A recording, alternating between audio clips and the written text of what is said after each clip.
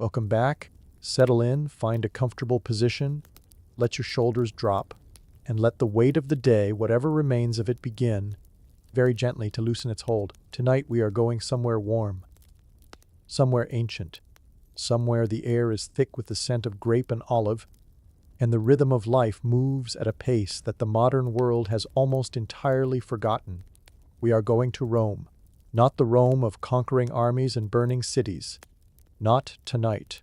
Tonight we are going to the quieter Rome, the one that existed in the spaces between the grand events, the Rome of morning rituals and afternoon shade, the Rome of cups raised in lamplight, of herbs ground in clay mortars, of secrets whispered at dinner tables that stretched long into the evening. And we are going to talk about something the Romans understood very, very well. They understood that the human body and the human mind has always been drawn to altered states, to softness, to the gentle loosening of the boundaries between waking and dreaming. The Romans got high in ways that might surprise you, in ways that were woven so deeply into the fabric of their daily lives that they barely thought of it as unusual at all. Wine flowed like water.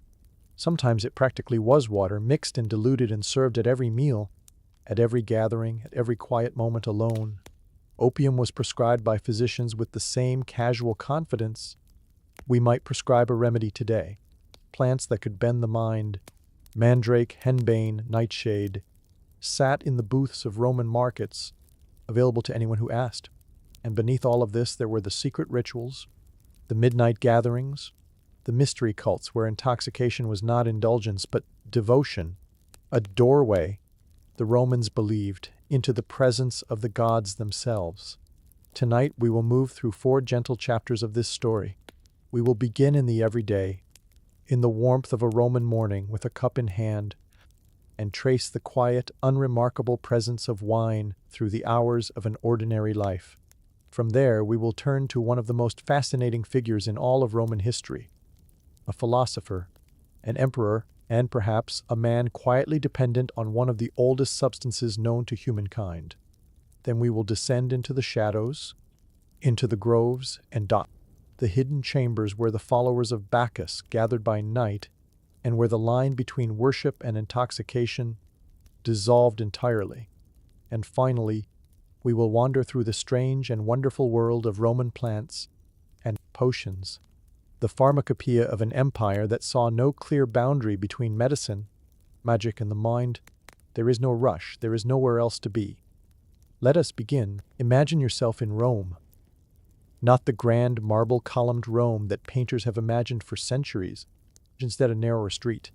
A street where the morning light falls in uneven strips between the upper stories of the insulae. The tall, crowded apartment buildings where most Romans lived their lives. The air carries the smell of bread baking somewhere nearby, and beneath it, something older, earthier, the faint, sweet heaviness of wine. For the Romans, wine was not a luxury. It was not something reserved for special occasions or celebrations. Wine was simply present. It was as much a part of the Roman morning as the bread itself. It was the drink of the city, the drink of the countryside, the drink of the wealthy landowner and the street worker alike. It moved through Roman life the way water moves through a landscape, quietly, constantly, shaping everything it touched. To understand why, you have to understand something about the Romans' relationship with the land. Almost everyone, from the highest senator to the humblest farmer, was connected to the earth in some way. Wealth was measured in land and what it could produce, and the grape was, for centuries, one of the most important things that land could grow. By the 2nd century before the Common Era, Rome had become an empire that stretched across the Mediterranean. Trade routes brought olive oil and grain inward, and wine flowed outward. The Romans exported wine to the peoples of Gaul, modern-day France, in exchange for slaves, whose labor worked the very vineyards that had produced the wine in the first place. It was a quiet, grinding cycle, and it made wine abundant in a way that few other drinks could match. And the Romans knew their wine. They knew it the way a sommelier might know it today, by region, by vintage, by character. There was Falernum, a white wine from the volcanic slopes south of Naples, prized by the wealthy and aged sometimes for decades. There was albanum from the hills outside the city, which came dry or sweet depending on the vineyard. There was calinum, light and delicate, a favorite of aristocrats. And there was conditum, wine infused with honey, pepper, and sometimes even seawater, a preparation so far removed from what we might recognize as wine today that it becomes almost a different drink entirely, but not everyone drank the fine vintages. The vast majority of Romans, the workers, the craftspeople, the freedmen and the slaves, drank pasca, or cheap sour wine that had begun its slow turn toward vinegar. It was thin, sharp, and acidic. But it was wine, and it was there, and it was drunk. Now, and this is something worth pausing on, the Romans almost never drank their wine the way we might drink ours today. Pure wine, what they called merum, was considered uncivilized, barbaric even. The Romans mixed their wine with water always. The ratio varied. Sometimes 1 part wine to 3 parts water, sometimes even more diluted than that. The resulting drink was mild, gentle. Its strength, by modern standards, might have been something like 3 or 4%, not unlike a very light beer, enough to soften the edges of the day, but not enough to overwhelm. And this is important because it means that wine for most Romans was not about intoxication, not in the way we might think of it. It was about hydration, yes. Clean water was not always reliable, and wine, with its slight acidity, was safer to drink. It was about taste. It was about ritual. It was about the simple, quiet pleasure of having something warm or cool in your hands, shared with others, as the hours moved along. Imagine yourself now in the middle of that morning. The bread has been eaten, a rough, dense flatbread, perhaps with a smear of olive oil.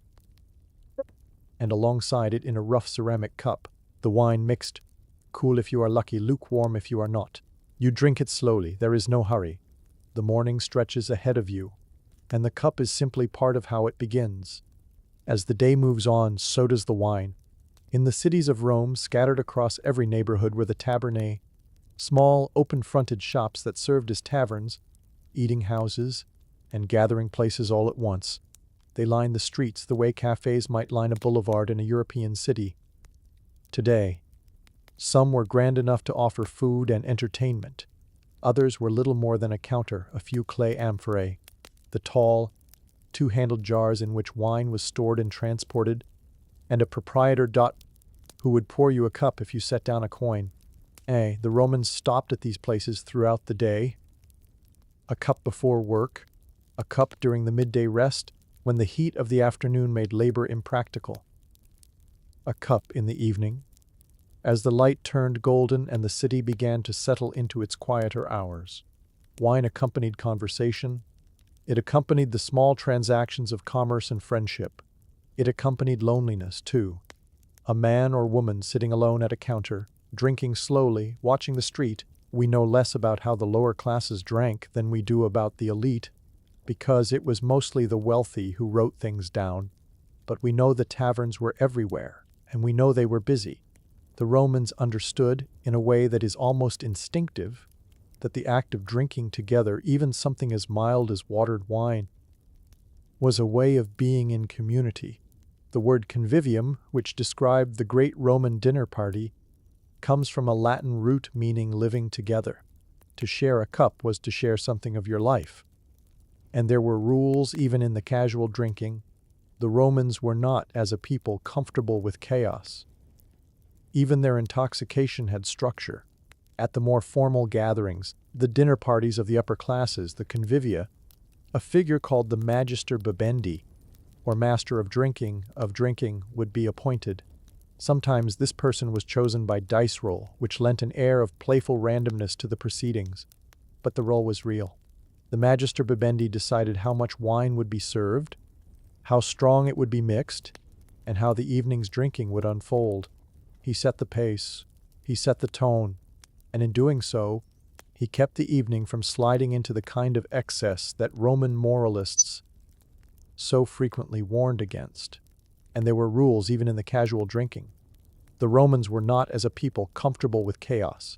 Intoxication had structure. At the more formal gatherings, The dinner parties of the upper classes, the convivia, a figure called the magister bibendi, or master of drinking, would be appointed. Sometimes this person was chosen by dice roll, which lent an air of playful randomness to the proceedings. But the roll was real. The magister bibendi decided how much wine would be served, how strong it would be mixed, and how the evening's drinking would unfold. He set the pace, he set the tone, and in doing so, he kept the evening from sliding into the kind of excess that Roman moralists so frequently warned against. The convia themselves were elaborate affairs, and they tell us a great deal about how the Romans understood the relationship between drinking and living well. Guests reclined on low couches arranged around a central table, their bodies angled so that they could eat and talk and drink without interrupting one another. The meal might last for hours. It might include dozens of dishes, prepared by skilled cooks, served on pottery or silver platters depending on the wealth of the host. Musicians might play, poets might recite, entertainers might perform, and throughout all of it the wine flowed, gently, steadily, in the rhythm that the magister bibendi had set. There was an art to the convivium, an art to the way the evening unfolded, the way conversation moved from one subject to another, the way the wine deepened the mood without overwhelming it, the way the guests gradually loosened over the course of the hours, from the formal postures of public life into something quieter and more honest. The Romans understood that this loosening, this gentle, wine-assisted relaxation of the social armor, was one of the great pleasures available to them, and they cultivated it with care. The philosopher Seneca wrote with quiet seriousness about what happened to a person who drank too much, not just the physical effects, the trembling hands and the clouded mind, but the moral damage. The Romans valued temperantia, moderation, as one of their highest virtues. To lose yourself to wine was not merely foolish. It was a failure of character, a surrender of the rational mind to something base and animal. And yet the wine kept flowing. Pliny the Elder, that great Roman naturalist and observer of everything, noted that a great many Romans seemed to believe there was nothing in life worth living for except wine. He wrote of people driven to ruin by it, of lives shortened, of reputations destroyed. He described the physical toll with a clinical precision that is almost gentle in its detachment. The pallid complexion, the drooping eyelids, the trembling hands, the dreams that came heavy and strange in the night. Mark Antony, that flamboyant, larger-than-life figure of the late Republic, was said to have taken pride in his drinking. He carried golden cups with him even on military campaigns, and his thirst became something of a legend. He was sometimes called the young Bacchus, after the god of wine himself, a title that was, depending on who was speaking, either a compliment or a condemnation. But Mark Antony was an extreme case. For most Romans, the drinking was quieter than that, more rhythmic, more woven into the texture of the day.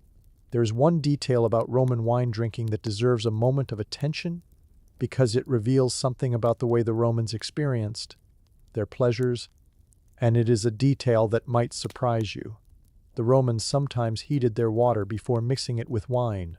They had special devices for this, clay or metal vessels called othepsae, which worked a little like the samovars that would appear centuries later in Russia. These vessels heated water gently, and the warm water was then poured into the wine, creating a drink that was not only mild in strength but physically warm to the body.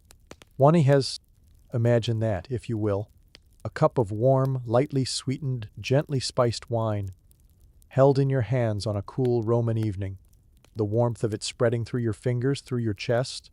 It is an image that is almost impossibly soothing, a small, quiet pleasure repeated evening after evening, in a city of 1 million people, each one holding their own cup, each one letting the warmth of it settle into the body like a small, reliable comfort. This was not glamorous. This was not the stuff of grand historical narratives. This was simply life, lived in the companionship of a drink that the Romans understood, intimately, as a heart of what it meant to be human.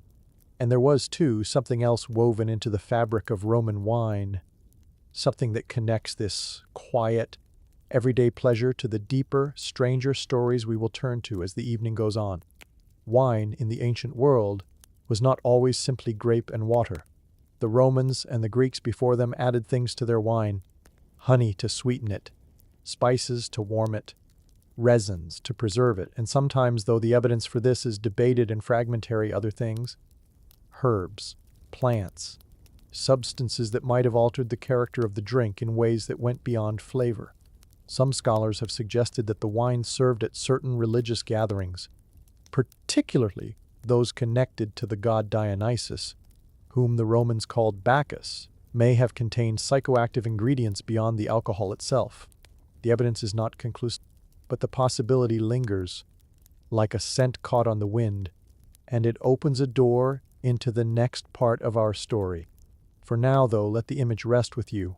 The cup, the warmth, the quiet companionship of an ordinary Roman evening, in which the simple act of drinking was, as it has always been, one of the most human things a person could do. The wine was everywhere. It was in the morning and in the evening. It was in the taverns and in the triclinia, the dining rooms of the wealthy, where guests reclined on couches and ate and drank for hours. It was in the offerings poured at the feet of the gods, and it was in the quiet cup of the laborer at the end of the day. And it was, for most Romans, simply not remarkable, not extraordinary, not something to comment upon or celebrate or condemn. Unless, of course, someone drank too much of it, it was just there, a constant, a rhythm, a quiet pulse running through the life of the city, as reliable as the turning of the seasons or the rising of the sun. Take a breath. Let that image settle. We will stay with you a little longer here, in the warmth of that Roman day, before we move on, because there is one more thread to pull, gently, before we leave this segment behind. The Romans drank wine at their meals, yes. They drank it at their parties and their gatherings. They drank it at their festivals and their ceremonies. But they also drank it, and this is worth noting, as medicine. Wine was one of the 4 foundational ingredients of Roman pharmacy, alongside oil, honey, and vinegar. Physicians prescribed it. They mixed it with other substances to create remedies for a vast range of ailments. Wine masked the taste of bitter herbs. It warmed the body. It was believed, correctly in some cases, to have properties that could help the body fight infection, though the Romans did not understand, in the way we do today, why this might be so. Honey, too, was part of this quiet pharmacopoeia. Honey had antimicrobial properties that the Romans noticed, even if they could not explain them. They used it in wound care, in food preservation, in the preparation of medicines. And vinegar, sharp, acidic vinegar, served a similar role. These were not glamorous remedies.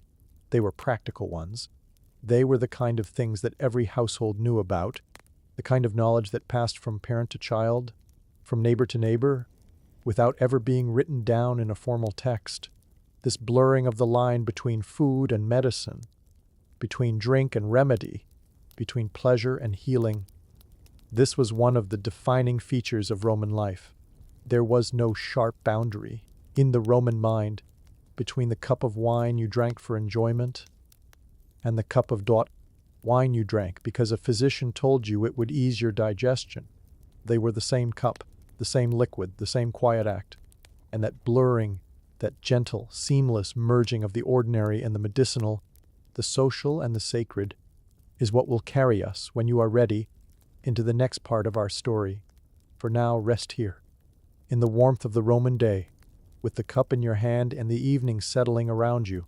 When we move on, we will turn our attention to a single man, a man who sat at the very center of the Roman world, who wrote some of the most beautiful words about the nature of the mind and the passage of time, and who quietly, every single day, took into his body one of the most powerful substances the ancient world had ever known. We will talk about Marcus Aurelius, but that is for the next chapter. For now, breathe, rest. Let the warmth of the Roman evening hold you. There is a man we should talk about. He lived in the 2nd century of the Common Era, a time when Rome was, by many measures, at the height of its power. The empire stretched from Britain in the north to Egypt in the south, from the shores of Spain to the borders of Persia. It was an empire of roads and aqueducts, of laws and libraries, of cities that hummed with a complexity that would not be seen again in Europe for more than 1,000 years. And at the center of all of it, seated, metaphorically speaking, on the throne of the most powerful state the Western world had yet produced, was a man who, more than almost anything else, wanted to be left alone to think. His name was Marcus Aurelius.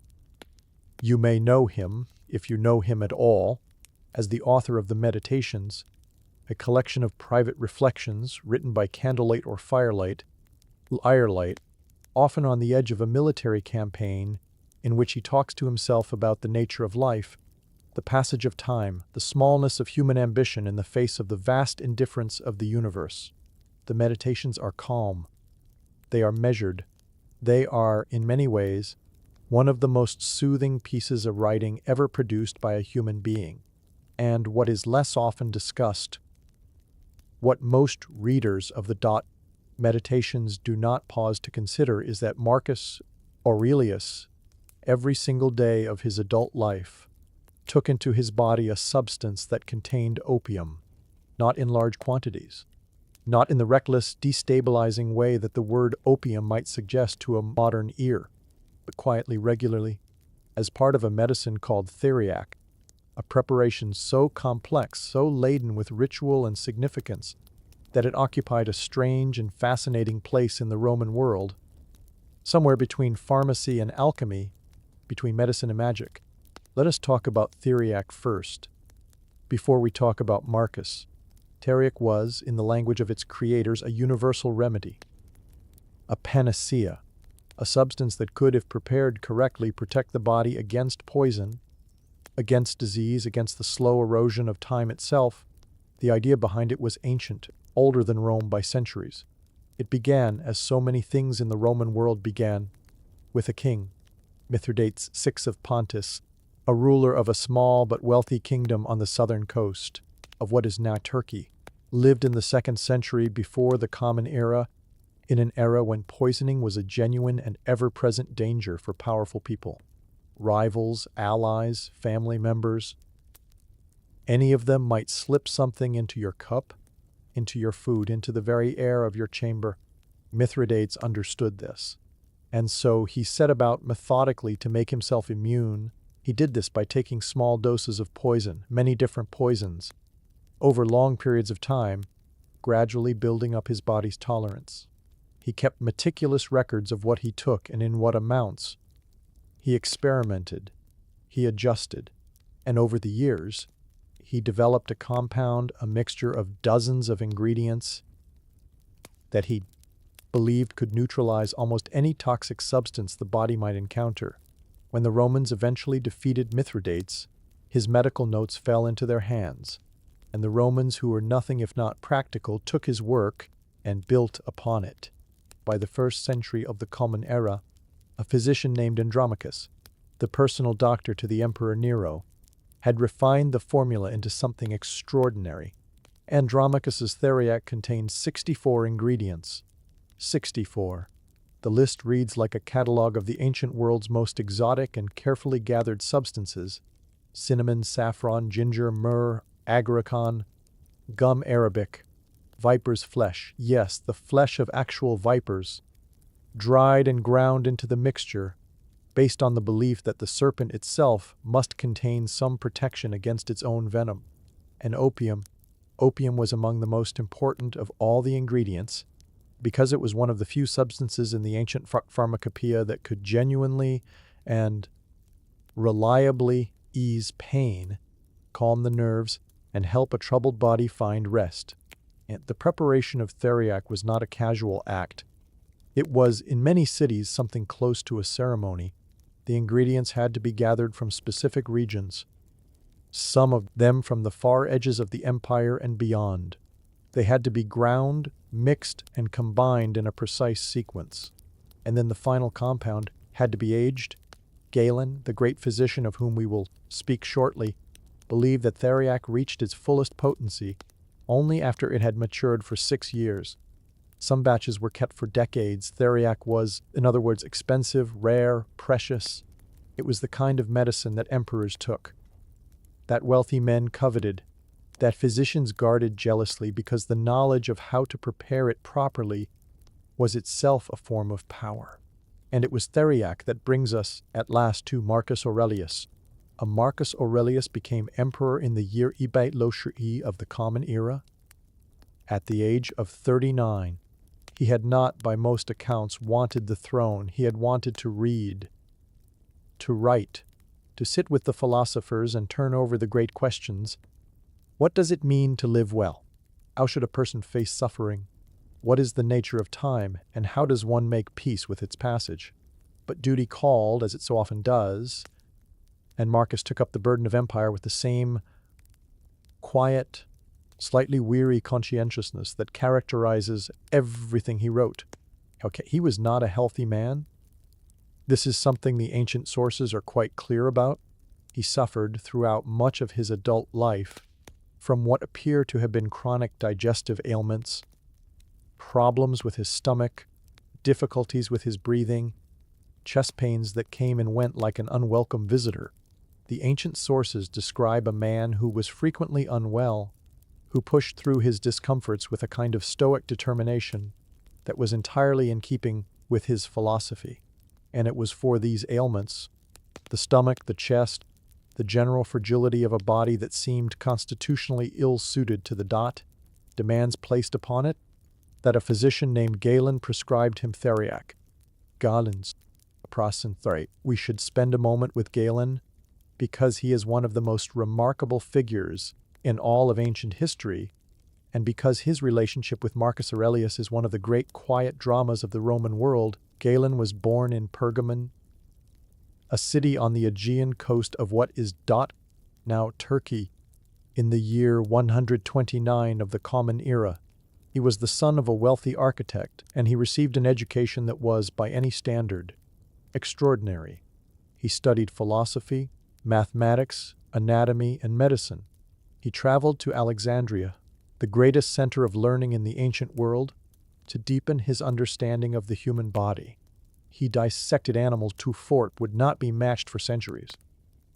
He dissected animals, monkeys, sheep, goats, pigs, with a precision and care that would not be matched for centuries, and from these dissections he built a picture of how the body worked that was, in many respects, astonishingly accurate. He came to Rome in his early 30s, and he rose quickly. He was brilliant, ambitious, and more than a little theatrical. He performed public anatomical demonstrations that drew crowds, and he cultivated enemies as easily as he cultivated admirers. He became, in time, the personal physician to Marcus Aurelius, and later, to the emperors who followed. It was Galen who prepared Marcus's theriac. It was Galen who decided, day by day, how much opium should be included in the mixture. And it was Galen who wrote with great detail and some self-congratulation about how he managed the emperor's health. Galen was not, it must be said, a modest man.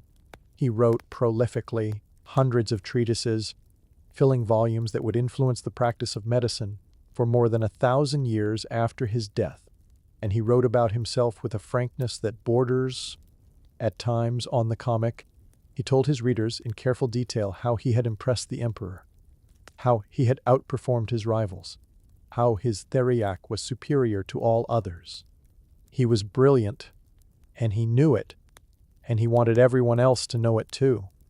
But beneath the self-promotion, there was genuine skill. Galen understood the body better than almost anyone in the ancient world. He had spent years dissecting animals, observing the way blood moved through the veins, tracing the pathways of nerves from the brain to the fingertips. He had treated gladiators, mending wounds that other physicians had declared fatal. He had studied at Alexandria, the greatest center of learning the ancient world had produced, and he had, by the time he became Marcus's physician, accumulated a body of knowledge that was, for its time, almost unmatched. It was this knowledge that guided his preparation of theriac. He gathered the ingredients with care, some of them from distant regions, some of them rare and expensive. He mixed them according to formulas he had refined over years of practice. He aged the compound, believing, as the tradition dictated, that it needed time to reach its full potency, and he administered it to the emperor with the kind of quiet, daily consistency that characterized the best medical care of any era. According to Galen's own accounts, Marcus took theriac every single day. It was a routine, a small, quiet ritual, performed each morning or evening, in which the emperor swallowed a measured dose of this complex, expensive opium-laden compound. Galen reported that the emperor took it so faithfully, so consistently, that it became, in a sense, a food, something as ordinary and necessary as bread or water. And this daily use of theriac by the emperor had a wider effect on Roman society. Wealthy men, hearing of the emperor's devotion to the compound, began to seek it out for themselves. They wanted their own theriac, their own daily protection against poison and disease and the general fragility of the body. Some of them went to reputable physicians and had it prepared properly. Others, less fortunate or less careful, bought it from street vendors who sold cheaper, often adulterated versions, mixtures in which the expensive ingredients had been quietly replaced with cheaper substitutes, but which were sold at prices that suggested otherwise. It was, in its way, one of the first great pharmaceutical markets in Western history, a market driven not by need alone, but by fashion, by the desire to do what the emperor did, to take what the emperor took. Now, here is where the story becomes genuinely interesting and genuinely uncertain. For decades, historians and scholars have asked a question that is, on the surface, quite simple. Was Marcus Aurelius, in any meaningful sense, dependent on the opium in his theriac? The answer, as it turns out, is not straightforward. On one hand, the doses were small, based on surviving rescue. A typical daily dose of theriac would have contained only a tiny fraction of a gram of opium, far less than what would be needed to produce the kind of physical dependence we associate with opiates today. Marcus's dose, by most scholarly estimates, was not large enough to create addiction in the way that word is understood in modern medicine. On the other hand, there are details in the historical record that give one pause. Galen himself wrote that Marcus sometimes stopped taking the theriac. When he did, the emperor found himself unable to sleep. The insomnia, apparently, was uncomfortable enough that Marcus would resume taking the medicine. There is something in this pattern, the stopping, the sleeplessness, the quiet return, that feels to a modern reader uncomfortably familiar. And there is the matter of the dreams. Marcus wrote in the Meditations about dreams. He wrote about them with a kind of wonder, about the way they could feel in the moment, as real and as meaningful as anything that happened while he was awake. He wrote about being given help through dreams. He wrote about the way the mind, in sleep, could construct worlds that had no relationship to the world of daylight. Some scholars have noted that these passages have a quality, a dreamlike, almost dissociative quality, that might be consistent with the effects of regular low-dose opium use. Others have pushed back on this reading, pointing out that Marcus was a Stoic philosopher, and that the Stoics had their own extensive tradition of reflecting on dreams and the nature of consciousness. The dreams, they argue, tell us about his philosophy, not about his pharmacology. The truth, as is so often the case with the ancient world, probably lies somewhere in between. Marcus was almost certainly not what we would today call an addict, but he was a man who took opium every day, a man whose sleep depended, at least in part, on a substance that quieted the body and softened the edges of the mind, a man who was, in the most literal sense, living under the gentle influence of one of the oldest and most powerful substances known to humankind.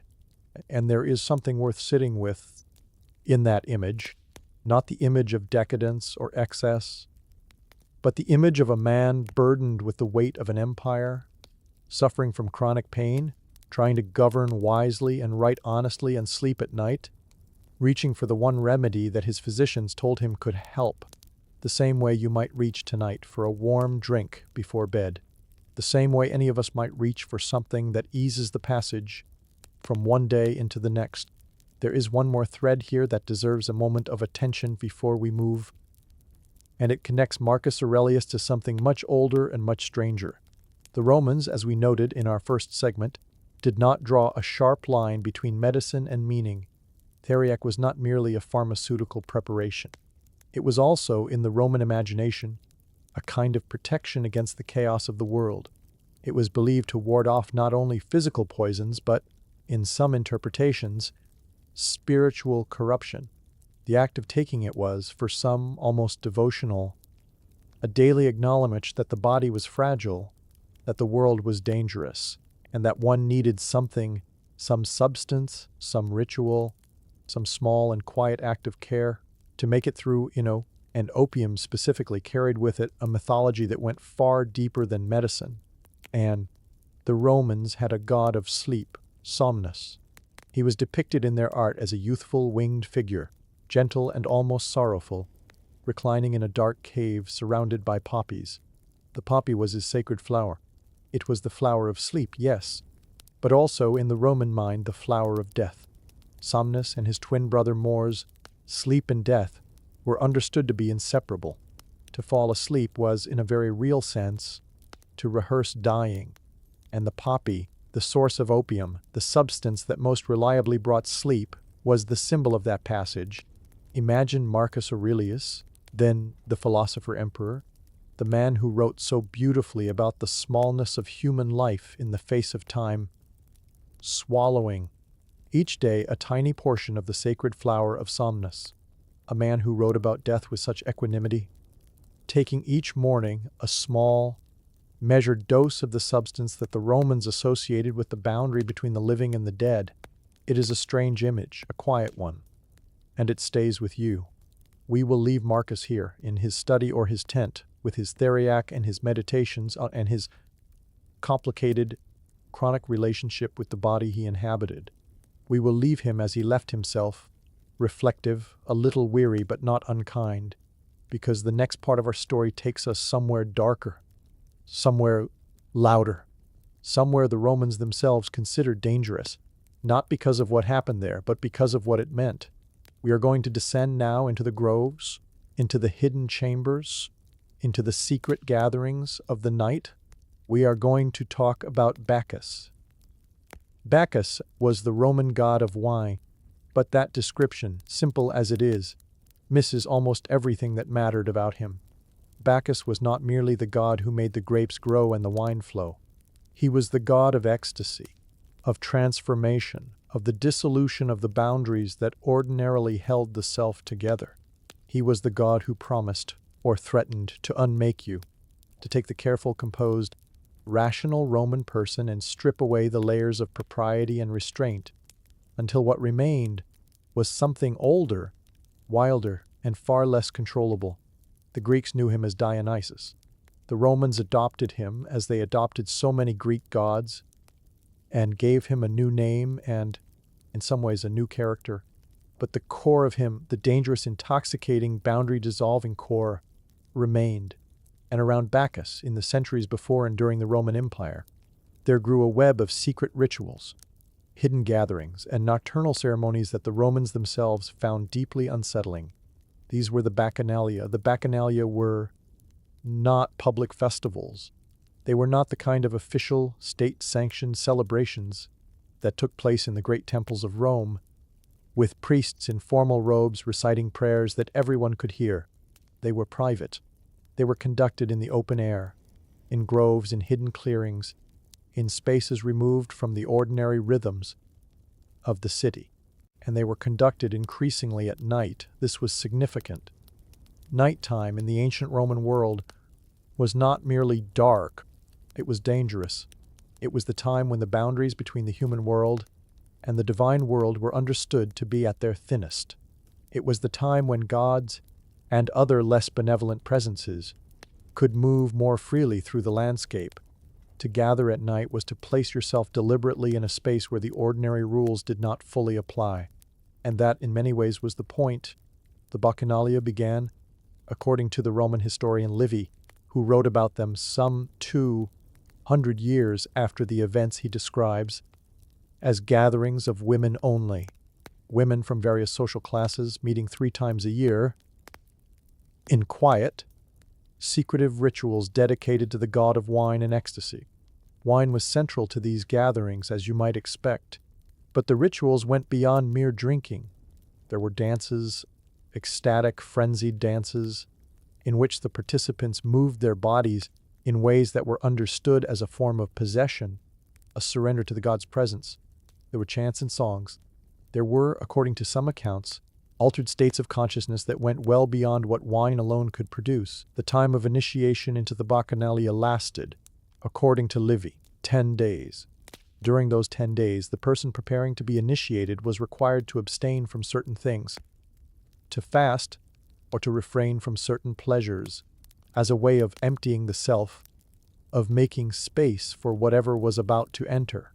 On the 10th day there was a solemn meal, a purification by water, and then in the darkness, the initiated person was led into the sanctuary, into the space where the rituals took place, where wine was flowing and bodies were moving and the presence of the god was felt, or believed to be felt, in the very air. What happened in that space, what the initiated person experienced, we can only partially reconstruct. The rituals were secret by their nature. The people who participated in them did not, as a rule, write down detailed accounts of what they felt or saw, but fragments survive, hints, the occasional passage in a Roman text that lifts, briefly, the veil. What emerges from these fragments is a picture of an experience that was overwhelming. The wine, drunk in quantities that went well beyond the measured, diluted cups of everyday Roman life, loosened the body and the mind. The dancing, wild, ecstatic, sometimes frenzied, pushed the participants into states of physical and emotional intensity that were difficult to sustain or to describe in ordinary language, testified everything.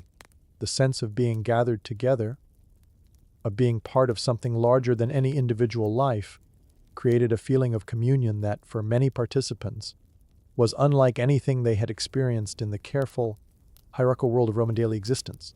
And beneath all of this, beneath the wine and the dancing and the darkness, there was the belief that the god was present, that Bacchus himself, or some emanation of his presence, was moving among the gathered crowd, that the boundaries between the human and the divine had, for these hours, dissolved. It is difficult, from a distance of 2,000 years, to know precisely what that experience felt like from the inside. But it is not difficult to imagine that it felt, to those who underwent it, profoundly meaningful, that it felt like an encounter with something real, something that could not be accessed in any other way, through any other means, except through this particular combination of substances and ritual and surrender. Some scholars have suggested that the wines served at Bacchanalian gatherings may have contained substances beyond alcohol, psychoactive plants, the same mandrake, the same henbane, the same nightshade that we will discuss more fully in our final segment, may have been added to the ritual drinks, either deliberately or as a byproduct of the plants that grew near the gathering sites.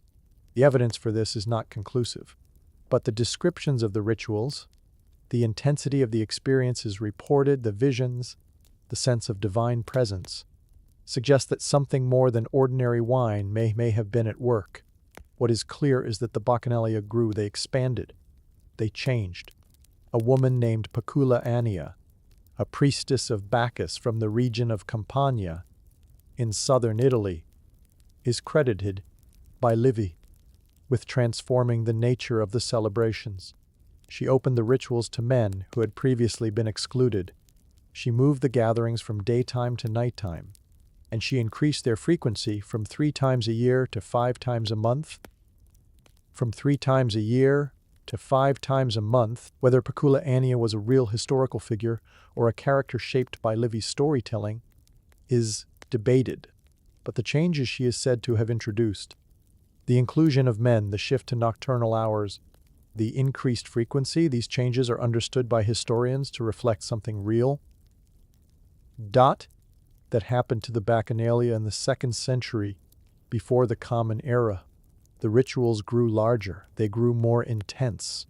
They spread across southern Italy and began to reach into Rome itself. And Rome as a city began to notice. The Roman Senate, the body of aristocratic lawmakers who governed the Republic in this period watched the growth of the Bacchanalia with a discomfort that deepened over time into something close to alarm. The reasons for this alarm were multiple, and they were not all what they seemed.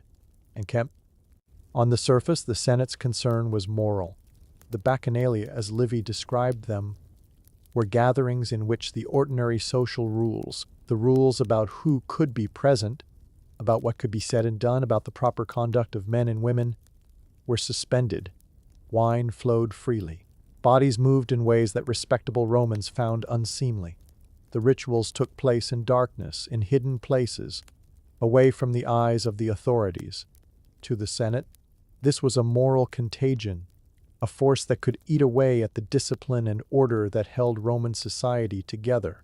But beneath this moral concern, there were deeper anxieties at work. The Bacchanalia had become, by some accounts, large gatherings, sometimes numbering in the thousands.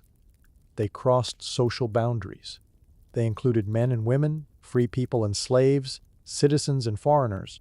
They operated outside the control of the state, outside the official religious structures, outside the network of relationships and obligations that held Roman society in place. They were, in short, a form of organized life that the Senate could neither monitor nor control. And in Bacchanalian, before the Common Era, the Senate acted. The event that triggered the Senate's intervention was, according to Livy, the story of a young man named Abusius. Abusius had been drawn into the Bacchanalia by his mother and stepfather, who wished to initiate him into the rites. But before the initiation could take place, a freedwoman named Hispala Phaecinia, who had herself once been a participant in the rituals, learned of what was planned for Abusius and, for reasons that Livy attributes to love and conscience, brought the matter to the attention of the consul, one of the two chief magistrates of Rome. Whether this story is precisely true, or whether it has been shaped and dramatized by Livy for narrative effect, historians continue to debate.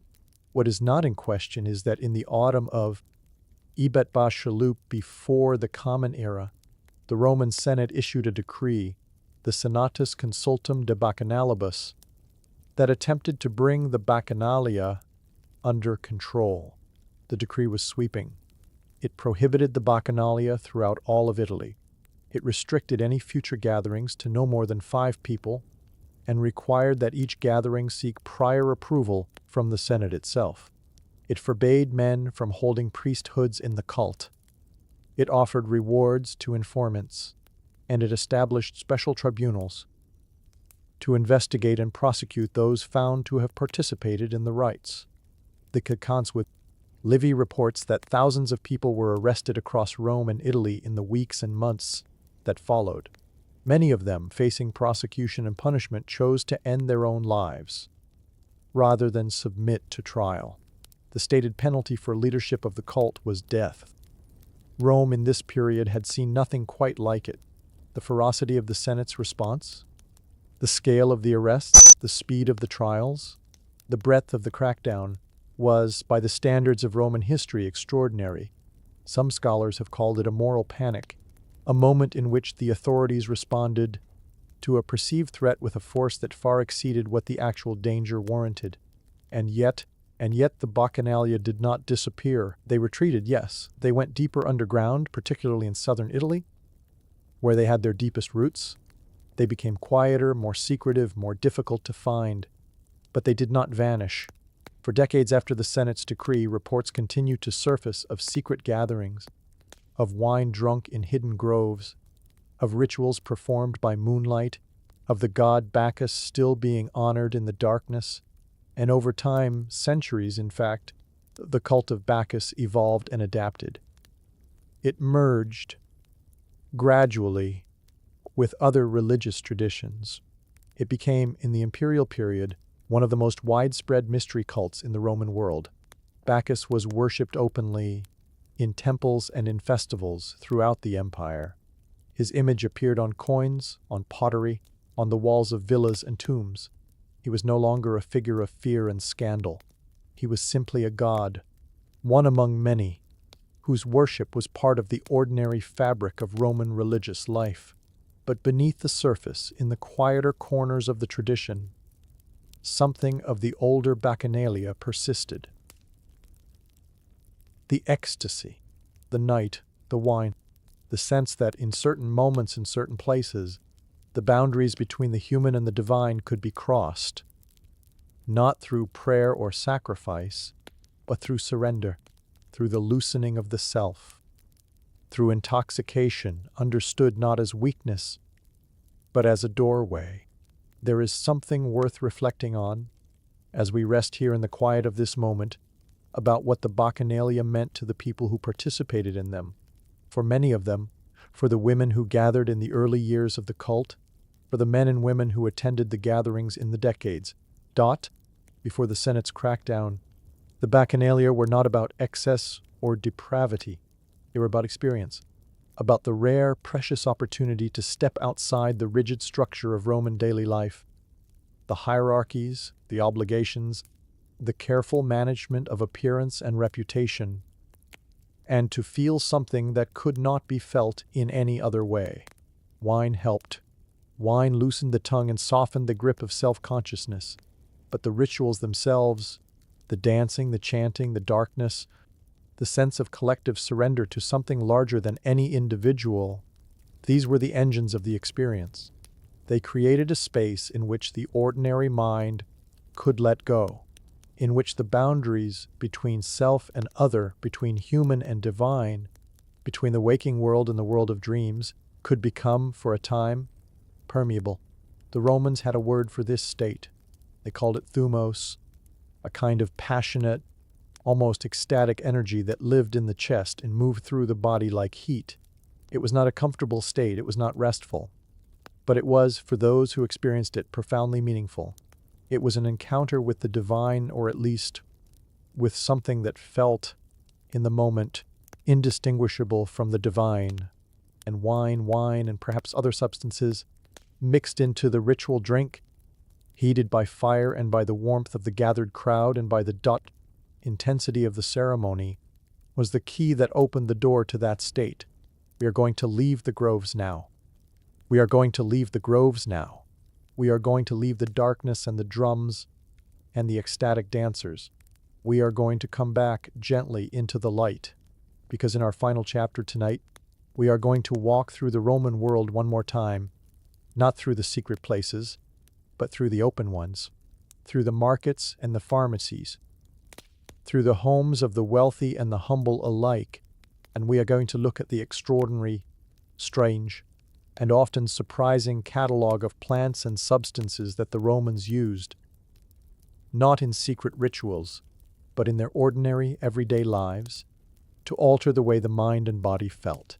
We are going to talk about the pharmacopoeia, about mandrake and henbane, about cannabis and nightshade, about the Romans' remarkable, unself-conscious relationship with the natural world as a source of substances, that could change everything about how a person experienced being alive.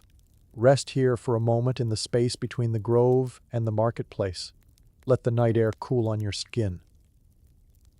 And when you are ready, we will step together into the morning. Imagine yourself walking through a Roman market, not the great, grand forums where senators debated policy and merchants traded in silk and spices from the far edges of the empire.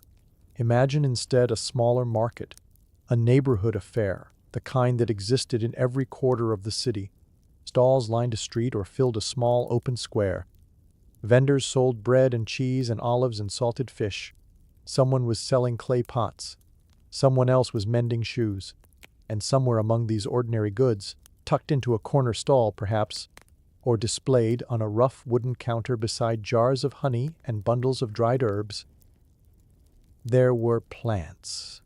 Plants that could ease the pain in your joints, plants that could help you sleep, plants that could, if you took too much, make you see things that were not there, plants that could, if you took far too much, kill you. The Romans knew these plants. They knew them well. They knew their names, their properties, their uses, and their dangers, and they bought and sold them with the same casual manner. of factness with which they bought and sold anything else. And the Romans knew these plants. They knew them well. They knew their names, their properties, their uses, and their dangers. And they bought and sold them with the same casual matter of factness with which they bought and sold anything else. Or no? A woman who needed help sleeping might stop at the stall and ask quietly for a small amount of henbane seed. The vendor would measure it out, a pinch, no more, and wrap it in a fold of cloth. She would take it home, steep it in wine or water, and drink it before bed. The effect would come on slowly, a loosening of the tension in the shoulders, a heaviness in the eyelids, a gradual softening of the world's edges until sleep, which had been elusive, arrived of its own accord.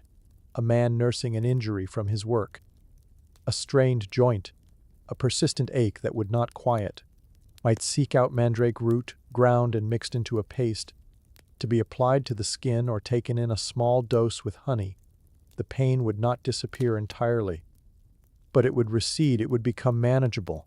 It would become something that could be lived with, rather than something that demanded constant, consuming attention. These were not extraordinary acts. They were not the province of the wealthy or the privileged. They were part of the ordinary texture of Roman life. Small, quiet, practical acts of self-care, performed by people who understood that the body was a thing that needed tending, and that the natural world was full of substances that could help with the tending. The line between food and medicine, between remedy and poison, between the helpful and the harmful, was not a sharp one. It was a gradient, a spectrum, a matter of dose and intention and knowledge, and the knowledge, the careful, accumulated understanding of what each plant could do and in what quantity, was one of the most valued forms of expertise in the Roman world. Let us begin with mandrake. Mandrake, Mandragora officinarum, if you want its formal name, is a plant that grows in the Mediterranean region, in rocky, dry soil, with thick, fleshy roots that sometimes, by an accident of nature, take on shapes that resemble the human body. This resemblance was not lost on the Romans, or on any culture that encountered the plant. Mandrake was, from the earliest records, a plant wrapped in myth. It was believed to have magical properties, to bring fertility, to attract love, to confer power. It appeared in the Hebrew scriptures. It appeared in Greek poetry. It was, in the ancient world, one of the most storied plants in existence. But beneath the mythology, there was something real. Mandrake's roots contain alkaloids, chemical compounds that, when ingested, have a powerful effect on the human nervous system. In small doses, mandrake could act as a sedative. It could ease pain. It could calm anxiety and help a restless person find sleep. In larger doses, it could produce vivid hallucinations, strange, dreamlike visions that could feel, in the moment, as real and as meaningful as anything experienced while awake. The Greeks and Romans knew this. The physician Dioscorides, writing in the 1st century of the Common Era, described mandrake's use as an anesthetic, a substance given to patients. Before surgery to dull their senses and ease their suffering. This was not a minor thing. Surgery in the ancient world without effective pain relief was an ordeal of almost incomprehensible intensity. Mandrake, combined sometimes with other substances, offered a way to make it bearable. But mandrake was not only used in surgery. It was used, more quietly, in the everyday management of pain and discomfort. It was used by women for difficulties in childbirth. It was used for fevers, for headaches, for the vague, persistent aches that accompany a body growing old. It was used, in some cases, for what we might today call depression, a heaviness of the spirit that could be lifted, at least temporarily, by the right preparation of the right plant, and it was used by some for something that had no medical name at all. A desire, simply to feel different, to soften the hard edges of consciousness, to drift for a time into a gentler place. Now let us turn to henbane. Henbane, Hyoscyamus niger, or black henbane, is a plant that grows across temperate Europe in the kind of disturbed, sandy soil that tends to form around human settlements. It is not beautiful, it is not fragrant, but it is, pharmacologically speaking, one of the most interesting plants that has ever grown in the Roman world. Like mandrake, henbane contains alkaloids, specifically compounds called hyoscyamine and scopolamine, that have a profound effect on the nervous system. In small, careful doses, henbane was valued by Roman physicians for its ability to ease pain, to calm inflammation, to help troubled sleepers find rest. Dioscorides wrote about it. Pliny the Elder wrote about it, noting, with characteristic bluntness, that it was, in his words, pain de watts, of the nature of wine, and therefore offensive to the understanding.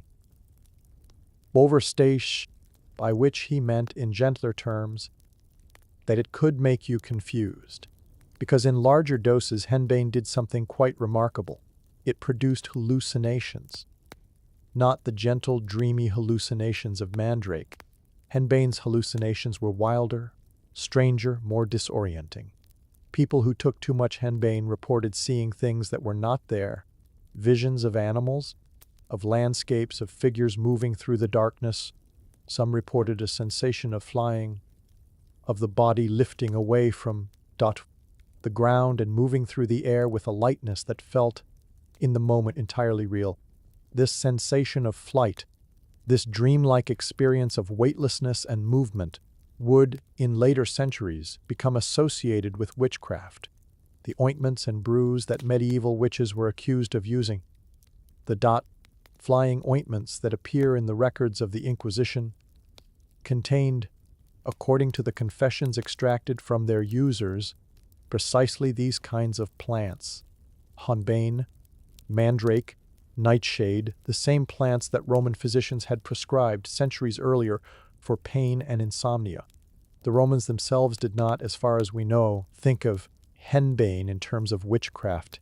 They thought of it in terms of medicine, carefully dosed, carefully prepared, carefully administered by someone who knew what they were doing, but they were also aware of its dangers. Pliny warned against it. Dioscorides cautioned his readers about the risks of taking too much. The line between healing dose and harmful dose was narrow, and crossing it could mean the difference between a peaceful night's sleep and a terrifying descent into delirium. There is a remarkable piece of archaeology that speaks to the Romans' relationship with henbane, and it is worth pausing on, because it is the kind of detail that brings the ancient world suddenly, vividly, into focus.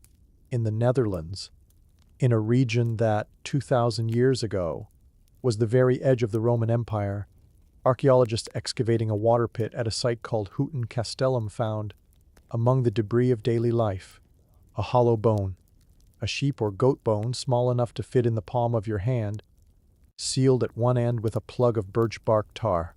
And inside the bone, carefully stored, carefully preserved, were hundreds of black henbane seeds. The bone was not a pipe. There was no evidence of burning. It was a container, a small, sealed vessel, someone's private cache of a plant that was both medicine and something more. Someone had gathered these seeds, or bought them, or cultivated them. Someone had placed them in this bone and sealed it away. For what purpose exactly we cannot say, but the care with which it was done, the deliberateness of it, tells us something about the value that person placed on what was inside. It is a small thing, a tiny artifact found in a muddy pit 2,000 years after it was made. But it is, in its way, a window into something very human. The impulse to gather, to store, to keep close the substances that could change the way you felt. Now let us speak briefly of cannabis. The Romans knew cannabis. They called it by several names, cannabian among others, and they used it primarily for practical purposes. Hemp fiber. The stalks of the cannabis plant was one of the most important industrial materials in the Roman world. It was used to make rope for the rigging of ships. It was used to make cloth for clothing and for sails. It was woven into baskets and into shoes. It was, in short, one of the most versatile and widely used plants in the empire, but the Romans also knew that cannabis had other properties. Pliny the Elder wrote about it in his Natural History, noting its uses in medicine. for joint pain, for inflammation, for various ailments of the body. He mentioned a substance he called gelatophilus, a plant from the region of Bactria in Central Asia that was known to induce laughter when mixed with wine. Whether this was cannabis or something else entirely, scholars still debate, but the reference suggests an awareness, at least, that certain plants could alter the mood in ways that went beyond simple pain relief. Galen, too, wrote about cannabis, noting, among other things, that it was eaten at parties, that it was cooked into foods, that it had what he considered an intoxicating effect, and that its proper use, in his opinion, was limited to certain medical purposes, a hint, perhaps, that he was aware of its recreational potential and was not entirely comfortable with it. The picture that emerges is not one of widespread, enthusiastic cannabis use in Rome, not in the way that wine was used, or opium or mandrake. Cannabis occupied a quieter place in the Roman pharmacopoeia, a more ambiguous one. It was there, it was known, it was used, but it was not, for most Romans, the substance of choice when it came to altering the mind. And now the darkest plant of all, the one that the Romans spoke of with the most caution, the most respect, and the most fear, deadly nightshade. Trupa belladonna, belladonna as it is still called today, is a plant of the nightshade family, closely related to both mandrake and henbane, containing similar alkaloids but in far more concentrated and dangerous form. A small amount of belladonna could dilate the pupils, cause rapid heartbeat, produce a profound and disorienting confusion. A larger amount could kill. The Romans knew this. They knew it intimately. Belladonna was, in the ancient world, one of the most common poisons and one of the most common medicines, depending on the dose. Roman physicians used it sparingly and carefully for pain, for certain digestive ailments, for conditions involving the eyes. Women in ancient Rome, and this is a detail that has fascinated historians for centuries, are said to have used belladonna to dilate their pupils, creating an appearance that was considered beautiful. The Italian name belladonna, beautiful lady, may have its origin in this practice, though the etymology is debated.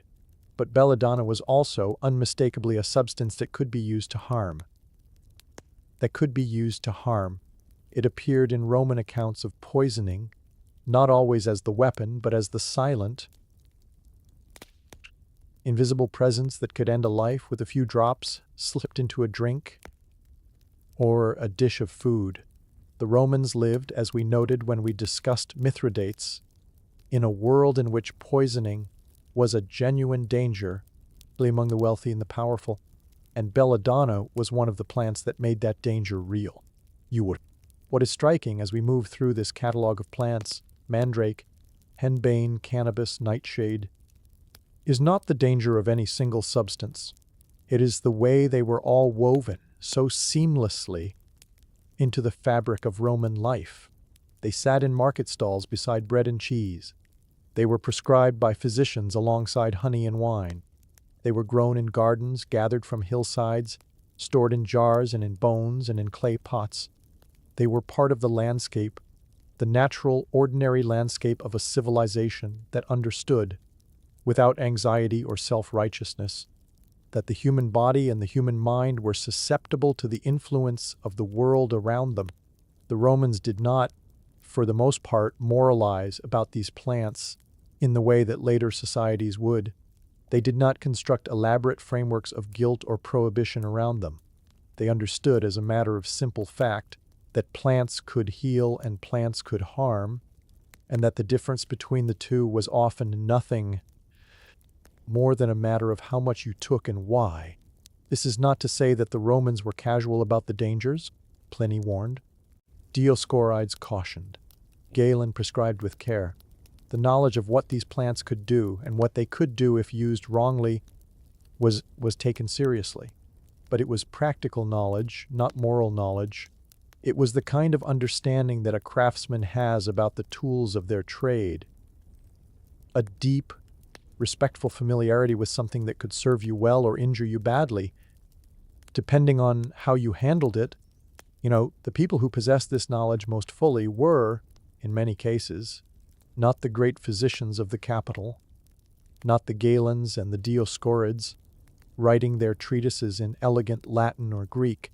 They were more often quieter figures, women frequently, midwives and healers and grandmothers who had learned, from their own grandmothers before them, which plants grew where and what they could do. This knowledge passed through families, through neighborhoods, through the informal networks of care and mutual aid that held Roman communities together in ways that no official institution could replicate. It was knowledge of the soil, of the seasons, of the slow rhythms of growth and decay. It was knowledge that lived in the hands, in the grinding of seeds, in the steeping of roots, in the careful practiced measurement of a dose that was just enough and not too much. We know less about these women than we know about the male physicians, because less of their knowledge was written down. But it was there, it was real, and it shaped, in ways that are difficult to fully trace, the way ordinary Romans understood and interacted with the plants around them.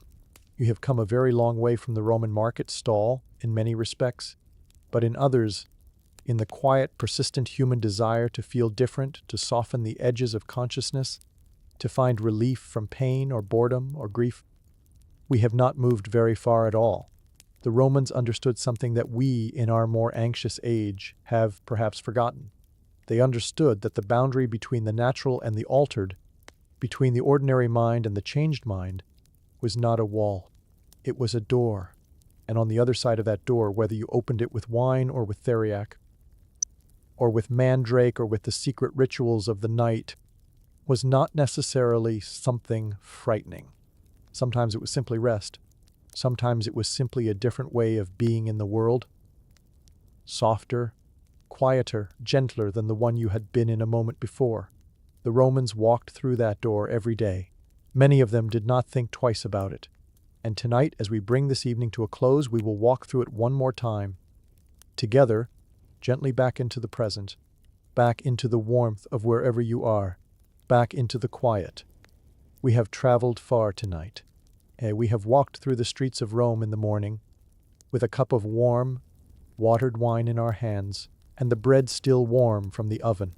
We have sat with an emperor, a philosopher, a man burdened with the weight of an empire and the weight of his own body, as he took, each day, his quiet dose of theriac with its trace of opium, and tried to make peace with the world. We have descended into the groves at night, where the followers of Bacchus gathered in the darkness and surrendered, for a time, to something older and wilder than reason. And we have wandered through the Roman market, past the stalls where mandrake and henbane and nightshade sat beside bread and cheese, available to anyone who knew what to ask for.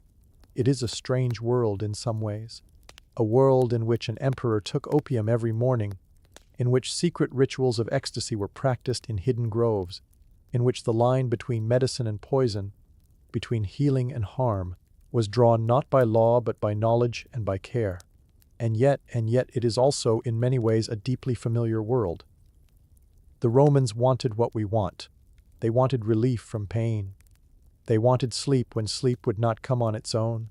They wanted sometimes simply to feel different, to soften the hard edges of a day that had been too long or too difficult or too heavy to carry without some small, quiet act of kindness toward themselves. They reached for the tools that were available to them: wine, opium, plants that grew in the soil of the Mediterranean, in the rocky hillsides and the disturbed ground near human settlements. They used these tools with care, mostly, and with a kind of practical wisdom that in its quieter moments looks a great deal like the way any of us might reach for a warm drink before bed, or a familiar comfort at the end of a long day. Lollian, think of the woman in the market buying henbane seeds, a pinch, wrapped in cloth, to be steeped in wine and drunk before the lamps were extinguished. Think of the wealthy man in his garden waiting for his theriac to be prepared, watching the shadows lengthen across the mosaic floor. Think of Marcus Aurelius, alone in his tent on the edge of a military campaign, swallowing his daily dose and then turning, with whatever clarity remained to him, to the pages of his meditations, writing, by lamplight, about the smallness of all things and the peace that could be found in that smallness. Think of the men and women in the grove at night, surrendered to the music and the wine and the presence of a God they believed was truly there. All of them, in their different ways, were reaching for the same thing, not oblivion, not escape, something quieter than that, something gentler. They were reaching for a moment in which the weight of the world, the demands of empire, or of poverty, or of illness, or of grief, could be set down briefly, and the body could simply rest, simply breathe. The world has changed enormously since Rome fell. The substances have changed. The knowledge has changed. The way we think about the mind and the body and the boundary between them has changed in ways that Marcus Aurelius could not have imagined. But the impulse, the old, deep, human impulse to ease the passage from one moment to the next, that has not changed at all. You are here now in the present, in your own room or your own bed or wherever you have settled for this evening. The Romans are gone, 2,000 years gone, dissolved into the same dust and silence that will eventually receive all of us. Their wine has been drunk. Their theriac has long since crumbled. Their secret rituals have faded into fragments of text, preserved by chance and by the slow, patient work of scholars. But the feeling remains, the feeling of the warm cup, the feeling of the body growing heavy and the mind growing quiet, the feeling of the day releasing its hold, one small degree at a time, until there is nothing left but the dark and the stillness and the gentle, drifting space between one breath and the next.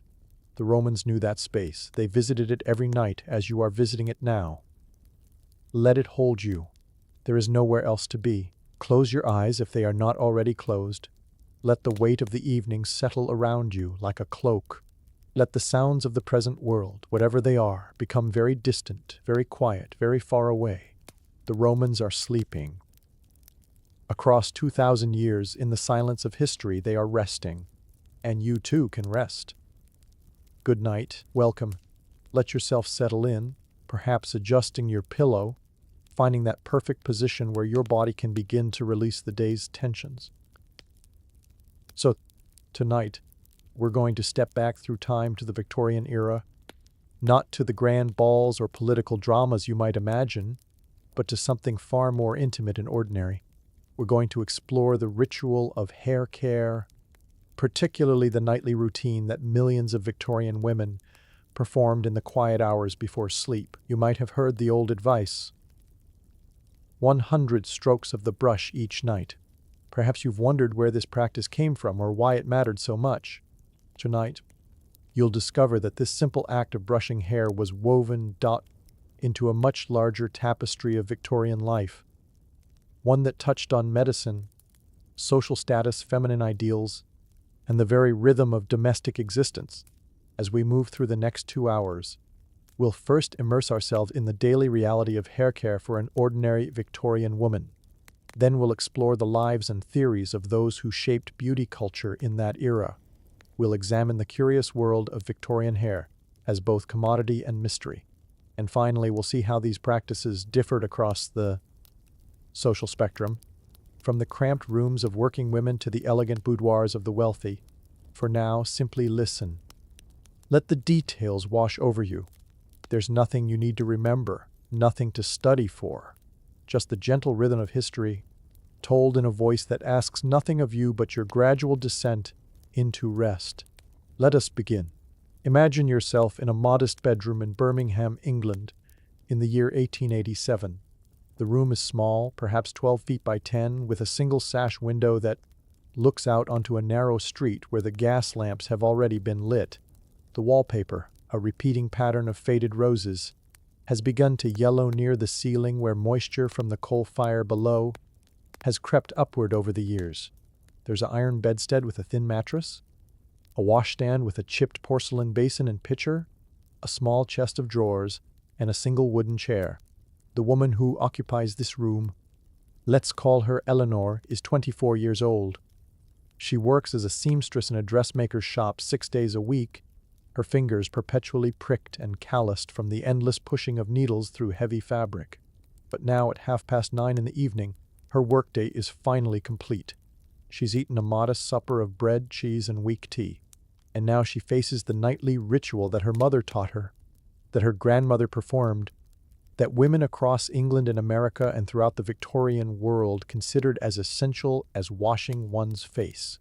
She must brush her hair. Eleanor moves to the washstand and lights a single candle.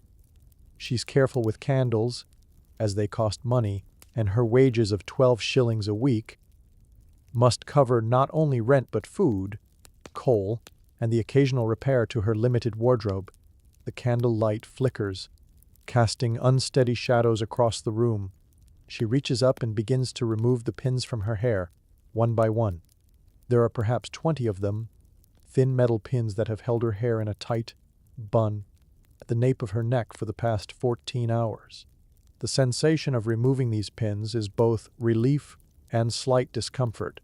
Her scalp has grown accustomed to the tension, and now, as she pulls each pin free and sets it carefully in a small dish on the washstand, her head feels oddly light, almost floating. The pins make a tiny clinking sound as they fall into the dish. Harm's poured into the dish, a sound so familiar she barely registers it anymore. With all the pins removed, Eleanor's hair remains coiled from habit and the day's compression. She reaches up with both hands and gently shakes her head, and slowly, like a dark waterfall gaining momentum, her hair begins to uncoil and fall down her back. It reaches to her waist, thick and brown, with a slight wave to it that comes from being bound up wet in her youth. In the candlelight, it appears almost black in some places, lighter in others where the flame catches it. The weight of it surprises her still, even after all these years. During the day pinned tightly, she can almost forget it's there. But now, loose, it settles across her shoulders and down her back like a heavy shawl, warm and slightly damp at the roots from a long day's work in a hot shop. She picks up her hairbrush from the washstand. It's a simple brush, nothing like the ornate silver-backed brushes owned by the ladies whose dresses she helps construct. Hers has a wooden handle, darkened from years of use, first by her mother and then by herself. The bristles are natural boar bristle, stiff but not harsh, arranged in regular rows and secured into the wooden base with tiny metal pins. Some of the bristles have broken over time, leaving small gaps, but the brush still serves its purpose well enough.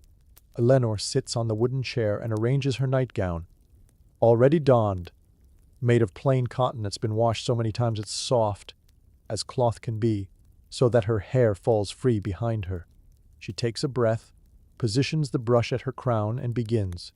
The first stroke travels from the top of her head down to the ends, a smooth motion that requires her to lean slightly forward and extend her arm fully to capture all the length.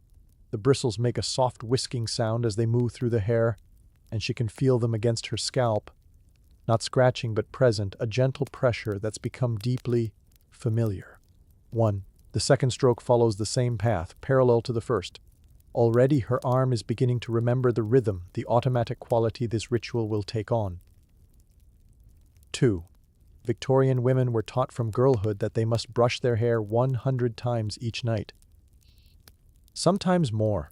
The number varied slightly depending on which domestic manual or women's magazine one consulted, but 100 was the standard, the goal, the measure of proper feminine care. 3, 4, 5. Eleanor's arm moves steadily, the brush traveling through her hair with mechanical precision. She doesn't count aloud, she never has. The counting happens somewhere in the back of her mind, automatic as breathing. Her thoughts drift while her hand continues its work. 6, 7, 8. She thinks about the dress she's working on, a dinner gown in emerald silk for a merchant's wife.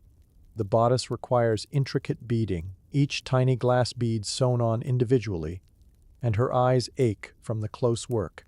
She thinks about her younger sister, still living in the countryside, with their widowed mother, and wonders if she should send a bit more money this month. She thinks about the man who works at the printer's shop 3 doors down from the dressmaker's, who nodded to her last Tuesday in a way that seemed more than merely polite. 9, 10, 11. The rhythm of brushing creates its own kind of meditation. Stroke after stroke, the same motion, the same path through the hair. Her shoulder begins to feel the work. She's been sewing all day, after all, hunched over delicate fabric. And now she's asking her arm to perform yet another repetitive task. But she doesn't stop. To stop would be unthinkable. 12, 13, 14, why 100 times? Eleanor doesn't question it particularly, it's simply what one does. But the reasoning, passed down through generations and reinforced by every doctor, beauty writer, and domestic advisor of the Victorian age, rested on several principles. First, the brushing was believed to distribute the natural oils of the scalp along the length of the hair shaft. The scalp produced what they called sebaceous secretions. We would call it sebum, and this oil was considered essential for maintaining the health, shine, and strength of the hair. By brushing from root to tip repeatedly, a woman could theoretically coat each strand in this protective layer. 15. 16. 17. Second, the brushing was thought to stimulate circulation in the scalp. The Victorians were deeply invested in theories of circulation and bodily vigor. Good circulation meant good health, and the scalp was no exception. The repeated pressure of the bristles against the skin was believed to invigorate the blood vessels, bringing nutrients to the hair follicles and promoting strong, healthy growth. 18, 19, 20. Third, the brushing served a practical purpose. It removed the accumulated dust, dirt, and debris of the day. Victorian cities were filthy places. Coal smoke hung in the air constantly, settling on every surface, including human hair. Horse-drawn traffic stirred up dust from unpaved or poorly paved streets. Indoor environments weren't much better. Coal fires for heating and cooking produced soot, and the general lack of sealed windows meant that outdoor and indoor air mixed freely. By the end of a day, anyone who had been outside or even simply existed in a normal Victorian home would have hair that was genuinely dirty. 21, 22, 23, but washing one's hair was not a frequent practice. Water had to be heated laboriously on the stove or over the fire. The process of washing long hair was time-consuming and arduous, requiring significant quantities of hot water, soap, and then more water for rinsing. In many homes, including Eleanor's modest lodging, there wasn't even a proper bathtub. One bathed in a tin tub brought out perhaps once a week, filled with water heated in kettles. Washing hair might occur once every 2 weeks, once a month, or even less frequently depending on the season, the availability of hot water, and the woman's circumstances. 24, 25, 26. So brushing served as daily maintenance between washes. Each night the brush pulled through the hair and carried away some of the day's accumulation. Eleanor can see evidence of this even now. Tiny particles of dust and lint collecting in the bristles, dark against the lighter wood where the candlelight catches them. 27, 28, 29, 30. Her arm is finding its rhythm now, her shoulders settling into the familiar ache. She shifts slightly on the chair, adjusting her weight, and continues. The room is quiet except for the soft sound of bristles through hair, the occasional settling of coals in the fireplace below, and the distant sounds of the street. A cart passing, voices in conversation, someone closing a door. 31, 32, 33. The brush moves down, down, down through the length of her hair. At first, there are tangles, small knots and snags that form during the day. The brush catches on these, and Eleanor must work through them carefully, starting from the ends and gradually working upward rather than ripping through from root to tip. This is another lesson learned in childhood. Yanking at tangles breaks the hair, creates split ends, damages what should be preserved. 34, 35, 36. Gradually, as the strokes accumulate, the tangles begin to disappear. The brush moves more smoothly, encountering less resistance. The hair begins to feel different in her hand when she gathers it. Silkier, more cohesive, less like a mass of separate strands, and more like a unified whole. 37, 38, 39, 40. She's nearly halfway through.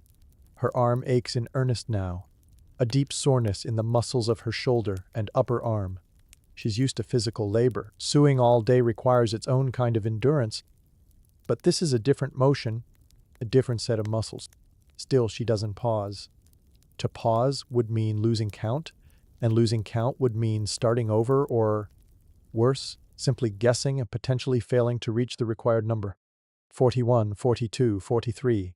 The candlelight flickers slightly as a draft moves through the room. Eleanor feels it as a cool touch against her neck and shoulders.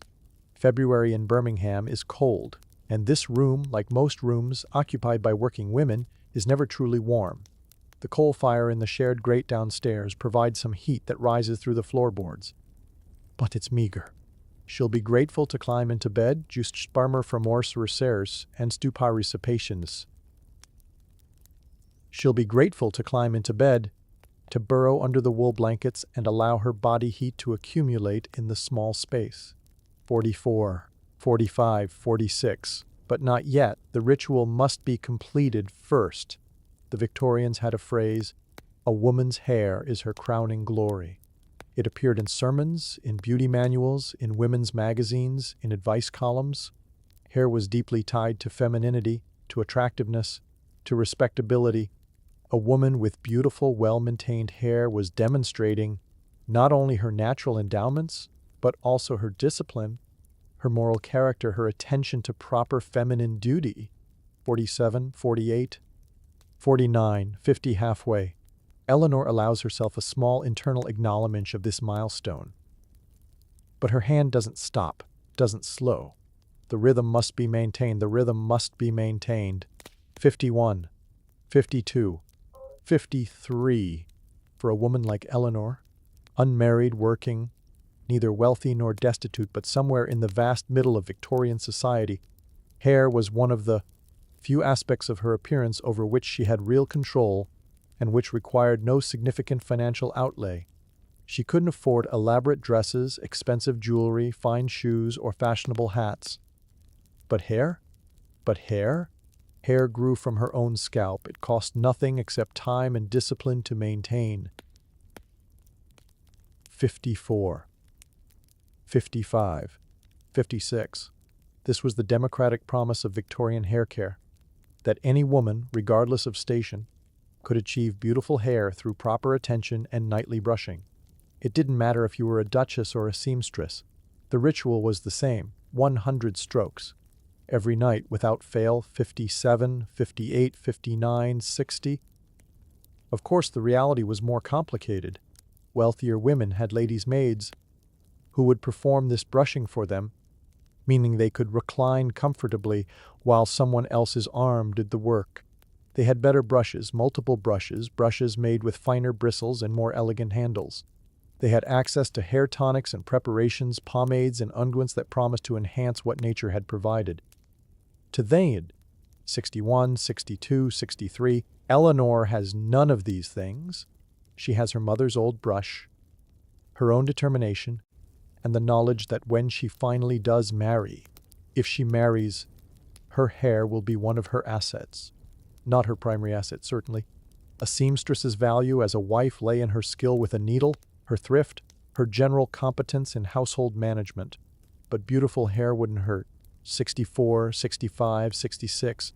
The brush is collecting more debris now, visible in the bristles. Tiny fibers from the fabrics she worked with today, threads of silk and cotton, minute particles of dye. Also several loose hairs pulled free by the brushing. This is normal, expected. The human scalp sheds hair constantly, part of the natural cycle of growth and replacement. Eleanor will clean the brush when she's finished, pulling free the accumulated debris and discarding it. 67, 68, 69, 70, 30 more strokes to go. Her arm is genuinely tired now, the ache spreading from her shoulder down to her elbow. She switches hands briefly, not to brush, but simply to shake out her right arm, to flex her fingers and restore some circulation. Then she returns the brush to her right hand and continues. 71, 72, 73. The hair is thoroughly brushed now in any practical sense. It's smooth, untangled, the oils distributed, the dirt mostly removed. But practicality isn't the only consideration. There's the ritual itself, the discipline, the demonstration, even to oneself in a room alone. That one is a woman who does things properly. 74, 75, 76. Victorian life was full of such rituals, small repetitive acts that served both practical and symbolic purposes. The way one set a table, the specific sequence of garments when dressing, the particular forms of address in letters, the rules governing social calls and calling cards. These rituals created structure, demonstrated belonging to respectable society, and provided a sense of order in an increasingly industrialized and chaotic world. 77, 78, 79, 80, 20 more. Eleanor can feel the end approaching now, and there's a subtle shift in her mind, a slight easing. Not that she rushes. The pace remains steady, each stroke as complete as the last, but there's a psychological difference between the middle of a task and its approaching conclusion. 81, 82, 83. She thinks about her bed just a few feet away. The sheets were washed last Sunday and still smell faintly of the lye soap used in the communal laundry. The blankets are old but serviceable, wool that's been mended more than once. In winter, she sometimes takes a heated brick wrapped in cloth and places it at the foot of the bed, a small luxury of warmth. Tonight, she has no heated brick, so she'll curl into herself for warmth, her long hair spread across the pillow. 84, 85, 86. The Victorians wrote extensively about sleep, about the importance of the bedroom as a sanctuary of rest and moral purity. Bedrooms should be well ventilated, they advised, even in winter, though how one was supposed to achieve both ventilation and warmth simultaneously in a drafty room with a single small fireplace was never quite explained. The bed should be firm but not hard. The nightclothes should be clean and loose-fitting. And the hair should be brushed, always brushed 100 times. 87, 88, 89, 90. And more strokes. Eleanor's hand moves with the same steady rhythm, but inside she's already beginning the small mental shift toward completion. In a few minutes she'll put the brush down. She'll braid her hair loosely to prevent tangling during sleep. Another lesson from childhood, another small ritual nested within the larger one. She'll blow out the candle. She'll slide between the cold sheets and pull the blankets up to her chin. 91, 92, 93, but for now she brushes, her arm aches. The room is cold. Tomorrow will bring another long day of close work, of squinting at tiny stitches, of fingers growing stiff and sore. But tonight, in this moment, there's only the repetitive motion of the brush through her hair, the soft whisking sound, the candle light, the quiet room. 94, 95, 96, almost done, 97, 98, 99, one more. 100. Eleanor completes the final stroke, drawing the brush down through the full length of her hair one last time, and then she lowers her arm. The relief is immediate and profound. Her shoulder releases some of its tension. Her arm feels suddenly light without the weight of the brush and the repetitive motion. She sits for a moment, simply breathing, her hair hanging loose and smooth down her back. Then she rises from the chair and returns to the washstand. She picks the accumulated debris from the brush bristles, the dust, the loose hairs, the tiny fibers, and drops it all into the small wastebasket beneath the stand. She sets the brush down carefully, ready for tomorrow night's ritual. Moving to the edge of the bed, Eleanor gathers her hair and begins to divide it into 3 sections for braiding.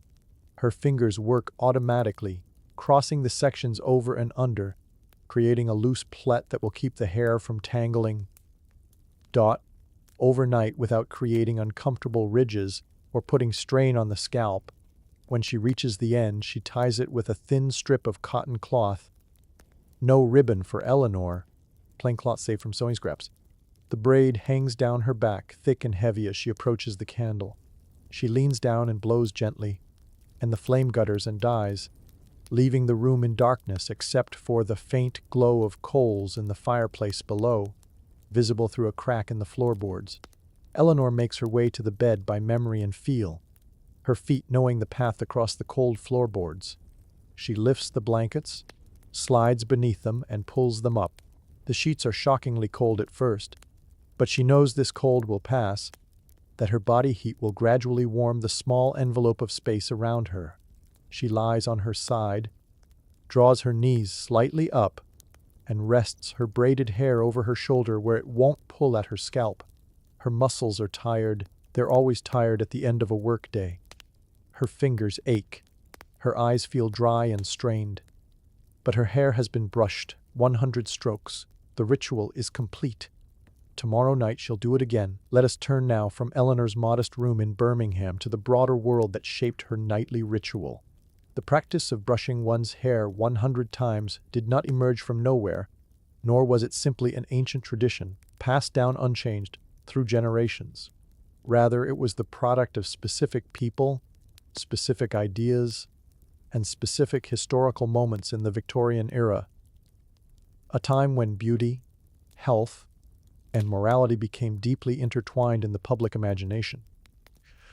To understand why Victorian women brushed their hair so devotedly, we must meet the doctors, the beauty entrepreneurs, and the domestic advisors who convinced them it was necessary. The medical foundation Dr. Alexander Rowland and the commercialization of hair care. Our story begins in the early decades of the 19th century in London with a man named Alexander Rowland. Born in 1783, Rowland was not initially a doctor of medicine. The title doctor that he would later use was more honorary than formal, a common practice in an era when the boundaries of medical authority were still being established. He was, instead, a chemist and perfumer who operated a shop on Hatton Garden in the heart of London's commercial district. Rowland understood something that would prove enormously profitable. People were anxious about their hair. In the early 1800s, hair loss was both common and mysterious. Medical understanding of why some people went bald while others retained full heads of hair was virtually non-existent. Various theories circulated. Some blamed it on tight hats or wigs, others on poor diet or moral failing, still others on hereditary weakness. Into this void of understanding stepped entrepreneurs like Rowland, ready to provide answers and, more importantly, solutions. In 1809, Rowland introduced a product called Macassar oil. The name evoked the exotic. Macassar was a port in Indonesia from which various oils and spices were imported, though the actual ingredients of Rowland's preparation were considerably more mundane.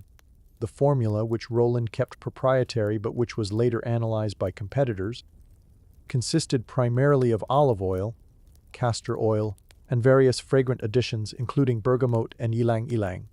The oil was packaged in attractive glass bottles and sold with bold promises. It would prevent hair loss, promote new growth, add shine and softness, cure dandruff, and generally restore the hair to a state of youthful vigor. The price was significant, several shillings per bottle, but the product found an eager market among both men and women anxious about their appearance. Rowland was a pioneer of what we might now call marketing. He didn't simply sell a product, he sold a narrative about that product. His advertisements, which appeared in newspapers and on handbills distributed throughout London, featured testimonials from supposedly satisfied customers. They included before and after scenarios, though of course without actual photographs. These were purely textual descriptions. They invoked medical-sounding language about the stimulation of the capillary vessels and the restoration of the natural secretions of the scalp. Importantly, Rowland also promoted a ritual of use. The oil was to be applied to the scalp regularly, massaged in thoroughly, and critically, distributed through the hair by means of repeated brushing. Here we see one of the earliest explicit connections between hair health and the practice of brushing. It wasn't enough to simply apply the product and forget about it. No, one must brush and brush frequently to work the oil through every strand. Macassar oil became phenomenally successful. By the 1820s, it was being exported throughout the British Empire and to America. The product became so ubiquitous that it created a secondary industry, antimacassars. These were small decorative cloths draped over the backs of upholstered chairs and sofas to protect the expensive fabric from the oil that men particularly used in their hair. The term antimacassar entered the English language and persists even today, long after macassar oil itself has faded into obscurity. Rowland's success spawned countless imitators. By the 1830s and 1840s, London and other major cities were flooded with competing hair preparations. Bear's grease supposedly made from bear fat, though often it was simply perfumed lard, various hair restorers, hair invigorators, and oils with exotic names suggesting distant origins and ancient secrets. Each of these products came with its own instructions for use, but a common theme emerged. Regular, thorough brushing was essential to achieving the promised results. The brush, previously just a simple grooming tool, became repositioned as an instrument of health and beauty, was medical. Alexander Rowland died in 1854, a wealthy man. His sons continued the business for several more decades, though eventually the company faded as new competitors and changing fashions overtook it. But Rowland's legacy persisted in the form of a transformed relationship between the British public and their hair. Hair was no longer simply something that grew from one's head. It was something that required active management, regular treatment, and above all, discipline. While entrepreneurs like Rowland were selling products, another group was codifying the practices that would define Victorian domesticity, the writers of household management guides and women's magazines. The most influential of these was undoubtedly Isabella Mary Beeton, known to history as Mrs. Beeton. Born in 1836 in London, Isabella Mason grew up in a comfortable, middle-class household. Her stepfather ran a successful printing and publishing business, which gave her both access to the world of periodical publishing and an understanding of how information could be packaged and sold to the emerging middle-class readership. In 1856, at the age of 20, Isabella married Samuel Orchard Beeton, a publisher of books and magazines. Samuel was ambitious and energetic, constantly launching new ventures, and Isabella became involved in his work, initially contributing articles to one of his publications, the Englishwoman's Domestic Magazine. The magazine, launched in 1852, was designed to appeal to middle-class women who managed their own households. Women like Eleanor, our seamstress, or the wives of clerks and shopkeepers, women who had some education and some disposable income, but who worked hard to maintain respectability on limited means. The magazine offered recipes, household tips, fashion advice, and guidance on all aspects of domestic management. Isabella began contributing regularly, drawing on her own experience managing a household, and also on extensive research. She was a voracious reader of other household guides, cooking manuals, and domestic advice literature. She had the mind of a compiler and systematizer. She saw the chaotic landscape of household knowledge and wanted to organize it to create a single comprehensive reference that would answer every question a housewife might have. This vision culminated in the Book of Household Management, first published in serial form between 1859 and 1861 in the Englishwoman's Domestic Magazine, and then as a single volume in 1861. The book was enormous, over 1,000 pages, and covered every conceivable aspect of running a household, from hiring servants to preparing elaborate dinners to treating common illnesses to managing the household budget. The book was an immediate success. It sold over 60,000 copies in its first year and would eventually sell over 2 million copies in various editions during the Victorian era. It became the definitive guide to respectable middle-class life, a book that was given as a wedding present to young brides, consulted in moments of domestic crisis, and absorbed as a kind of secular scripture of proper living. Within this massive tome, there were sections devoted to personal care and beauty, including specific advice about hair, Mrs. Beeton wrote with characteristic precision and authority. Hair, she explained, required daily attention. It should be brushed thoroughly each evening before bed. She recommended no fewer than 100 strokes, using a good quality brush with natural bristles. The brushing served multiple purposes. It distributed the natural oils, removed dirt and dust, stimulated the scalp, and promoted healthy growth. Assess. Beaton was not particularly interested in exotic preparations or expensive treatments. Her advice was practical and accessible to women of moderate means. She recommended simple remedies, a mixture of olive oil and alcohol as a hair tonic, or rosemary water for adding shine. But the emphasis was always on regular care rather than occasional dramatic interventions. What made Mrs. Beaton's influence so profound was not necessarily the originality of her advice. Much of it was drawn from earlier sources, but rather the authoritative, systematic way she presented it. When Mrs.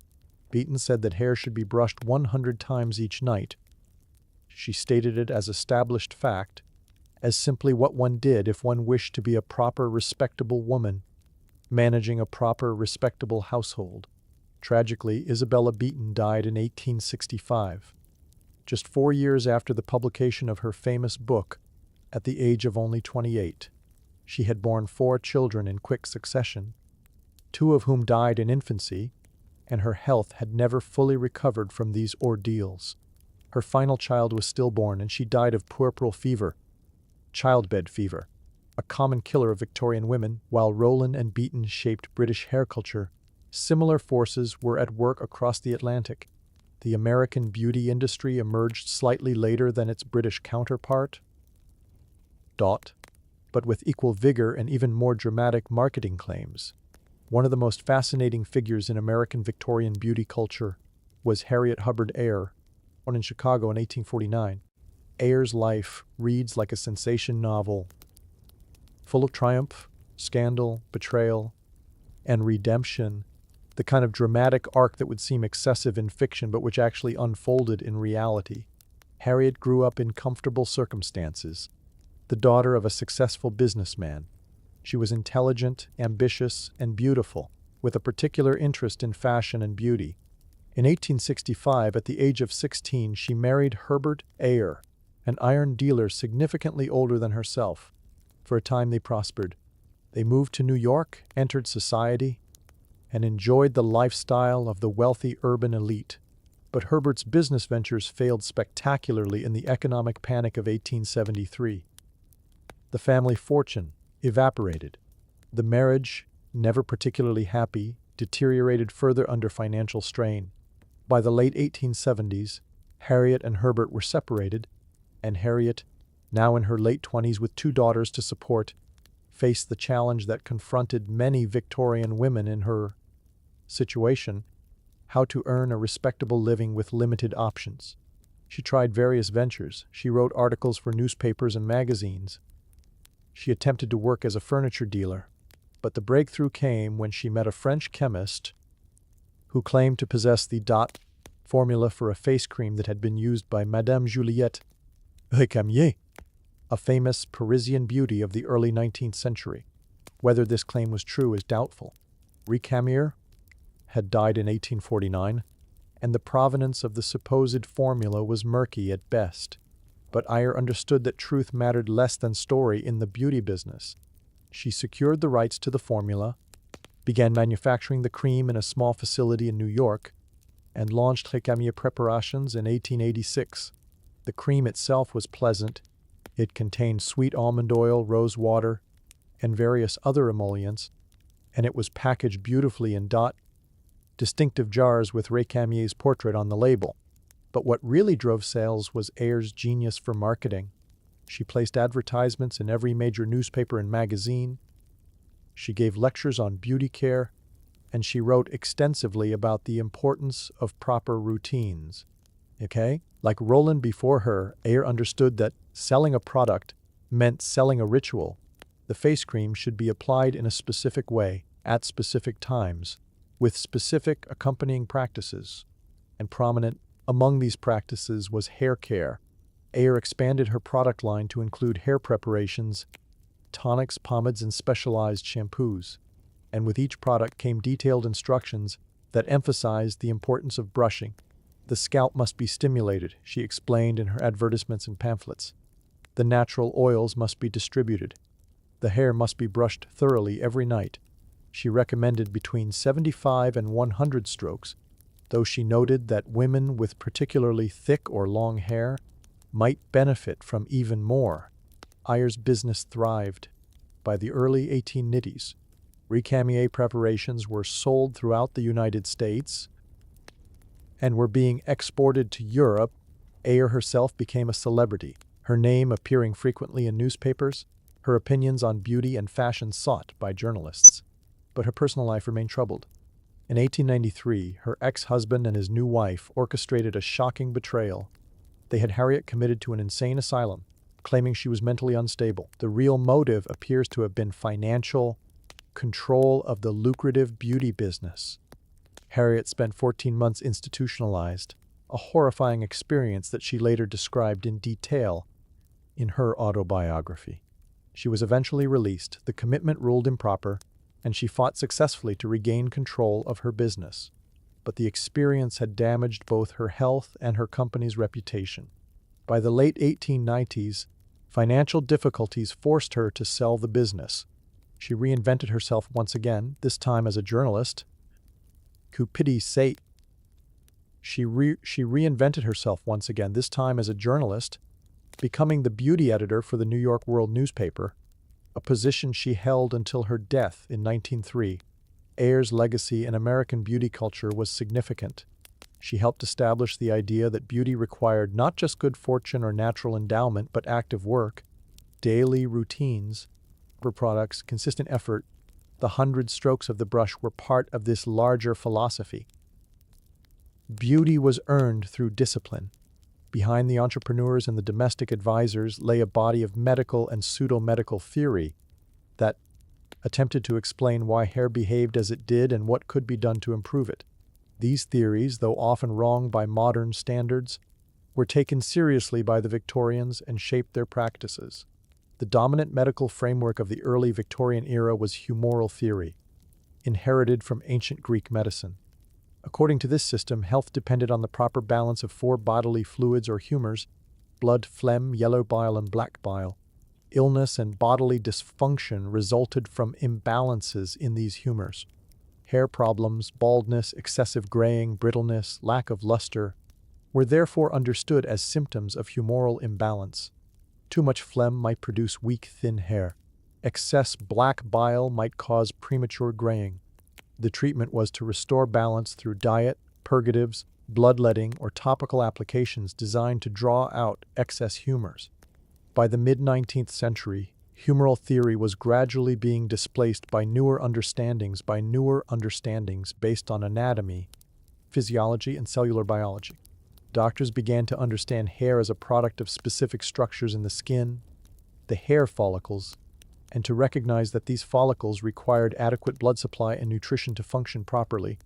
This led to theories emphasizing if the scalp received insufficient blood flow, the follicles would be starved of nutrients, and the hair would suffer. Brushing, according to this theory, stimulated circulation by creating mild irritation of the scalp, which caused the blood vessels to dilate and increase blood flow to the area. There was some truth to this idea, though the effects were probably overstated. Vigorous scalp massage does increase local blood flow temporarily, though whether this has any long-term effect on hair growth remains questionable even by modern scientific standards. Another theory focused on the sebaceous glands, the tiny glands in the scalp that produce natural oils. Victorian doctors understood that these oils served a protective function, coating the hair shaft and preventing it from becoming dry and brittle. However, they also believed that the glands needed to be stimulated to produce adequate amounts of oil, and that this stimulation came from brushing. Again, there's a kernel of truth here. Brushing does help distribute scalp oils along the hair shaft, but the Victorian belief that one needed to brush 100 times to achieve this distribution was almost certainly excessive. 30 or 40 strokes would likely accomplish the same goal. There were also theories that connected hair health to overall physical vigor and moral character. A person with beautiful, healthy hair was demonstrating not just good grooming but fundamental vitality. Conversely, hair loss or poor hair quality might indicate deeper problems, physical weakness, nervous exhaustion, or even moral degeneracy. These ideas seem strange to us now, but they made sense within the Victorian worldview, which saw the body as a reflection of inner character and which believed that discipline, proper habits, and moral rectitude would manifest in physical health and beauty. Dr. William Acton, a prominent Victorian physician who wrote extensively on reproductive health and morality, argued in his writings that excessive sexual thoughts or practices could lead to physical deterioration, including hair loss. The cure, he suggested, was mental discipline and physical hygiene, regular exercise, cold baths, and yes, proper grooming, including thorough hair brushing. The connection between hair care and morality might seem tenuous, but for the Victorians it was quite logical. Brushing one's hair 100 times each night demonstrated several admirable qualities: patience, discipline, attention to detail, willingness to endure mild discomfort for future benefit, and general commitment to self-improvement. A woman who faithfully performed this ritual was proving herself to be a woman of character. The confluence, how individual efforts became universal practice. By the 1870s and 1880s, all of these strands, the commercial promotion of hair products, the codification of domestic routines in household guides, the pseudo-medical theories about circulation and scalp stimulation, and the moral dimension of personal care, had woven together into a powerful cultural norm. The practice of brushing one's hair 100 times each night was no longer a suggestion or a helpful tip. It was simply what respectable women did. It appeared in etiquette books, in novels, in advice columns, in conversations between mothers and daughters. It was taught in girls' schools and reinforced in popular culture. The specific number 100 had a pleasing definiteness to it. Not brush thoroughly or brush for several minutes, but exactly 100 strokes. This specificity made the practice feel scientific, measurable, achievable. One could know, with certainty, whether one had done enough. The counting itself became a meditative practice, a way of marking time, a small exercises in self-discipline.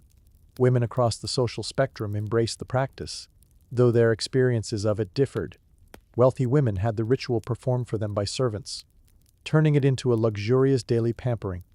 Middle-class women like those Misses, beaten address, did it themselves but might enjoy better brushes and more pleasant surroundings. Working women like Eleanor performed the same ritual in cold rooms after exhausting days, but they performed it nonetheless because it was what one did, because it connected them to a larger community of women all engaged in the same practice, because it offered the promise, however faint, that beauty and respectability were achievable through effort alone. The ritual would persist throughout the remainder of the Victorian era and into the early 20th century.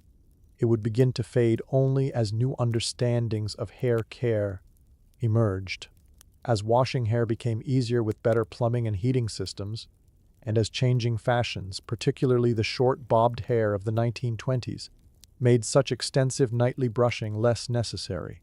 But for several generations of Victorian women, the 100 strokes were as much a part of bedtime as saying prayers or turning down the lamp.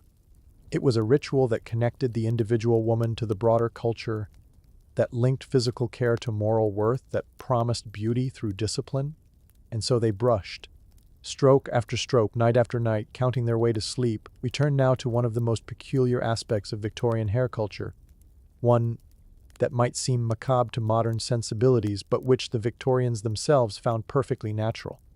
Hair was not simply something that grew from one's head to be cared for and displayed. It was also a commodity, an artistic medium, a token of memory, and a symbol laden with meanings both intimate and public. To understand the full significance of those 100 nightly brushstrokes, we must examine the broader world of Victorian hair, where it went when it was cut, what people did with it, and what it meant to them. The hair trade, a hidden economy. Let us begin with a question that might not have occurred to you. What happened to all the hair that Victorian women lost during their nightly brushing? You'll recall Eleanor, sitting in her modest room, pulling the accumulated debris from her brush bristles at the end of her 100 strokes. Most of what she removed was dust and lint, but mixed in were always loose hairs, strands that had completed their growth cycle and detached from the follicle, caught in the bristles as the brush passed through. For most women in most circumstances, this hair was simply discarded, thrown into the wastebasket without a second thought. But for some women, particularly those in financial difficulty, that hair represented potential income. So, because there was, throughout the Victorian era, a thriving market for human hair, the trade in human hair was ancient, stretching back to Roman times and beyond, but it reached new heights of organization and scale during the 19th century. This was driven by fashion, specifically by the elaborate hairstyles favored by Victorian women. The ideal Victorian hairstyle, particularly from the 1850s onward, required volume and abundance. Women arranged their hair in complex structures, chignons, cascades of curls, braided coronets, and towering constructions that seemed to defy gravity. Achieving these styles with one's own hair alone was often impossible, particularly for women whose hair was naturally thin or fine. Enter the hairpiece. False curls, switches, braids, and entire wigs or transformations were standard components of a fashionable woman's toilette. These pieces were made from human hair, real hair purchased, processed, and fashioned into decorative forms. The hair had to come from somewhere, and it came primarily from poor women and girls. In the English countryside, traveling hair buyers made regular circuits through villages, purchasing hair from women who were willing to sell their locks. The price varied depending on length, color, and quality. Long, fine, blonde hair fetched the highest prices, as much as several pounds for a truly exceptional quantity. Brown hair was common and therefore cheaper. Red hair, being unusual, occupied a middle position in value. For a rural woman whose family was struggling, selling her hair might represent several weeks' worth of income. The transaction was usually private, carried out in the woman's cottage or the buyer's lodgings at the local inn. The woman would sit, the buyer would examine her hair, making an offer based on weight and quality. If accepted, the hair would be cut off, often quite short, leaving the woman with just a few inches remaining, and the money would change hands. There was shame attached to this transaction, a sense of having sold something that ought not to be sold. Hair was intimately connected to femininity and beauty. To sell it suggested desperation. Women who sold their hair often kept the fact secret from their communities, claiming instead that they had simply decided to adopt a shorter style for convenience. The great Victorian novel Little Dorrit by Charles Dickens includes a character, Maggie, whose hair has been sold. In Les Miserables, Victor Hugo's character Fantine famously sells her hair, along with her teeth, in her desperate attempts to provide for her daughter. These fictional examples reflected a real social phenomenon that readers would have recognized. In France, the hair trade was particularly well organized. Certain regions became known for producing hair for market. Young women in peasant communities would grow their hair as long as possible specifically to sell it, regarding it as a kind of agricultural crop to be harvested periodically. Hair merchants would visit villages on market days, and the selling of hair became a recognized, if not exactly celebrated, economic. The finest establishments catering to wealthy clients offered custom work. A fashionable lady might provide a sample of her own hair so that the manufacturer could match it precisely. Route. She might specify the exact style she desired, a certain number of curls, a particular length of switch, a specific type of braid. More affordable ready-made pieces were sold through shops and catalogs, allowing even middle-class women to purchase enhancements to their natural hair. These mass-market hairpieces were made from what the trade called common ... hair, brown or dark hair of decent but not exceptional quality, gathered in bulk and processed efficiently. There was also a secondary market in hair collected from other sources.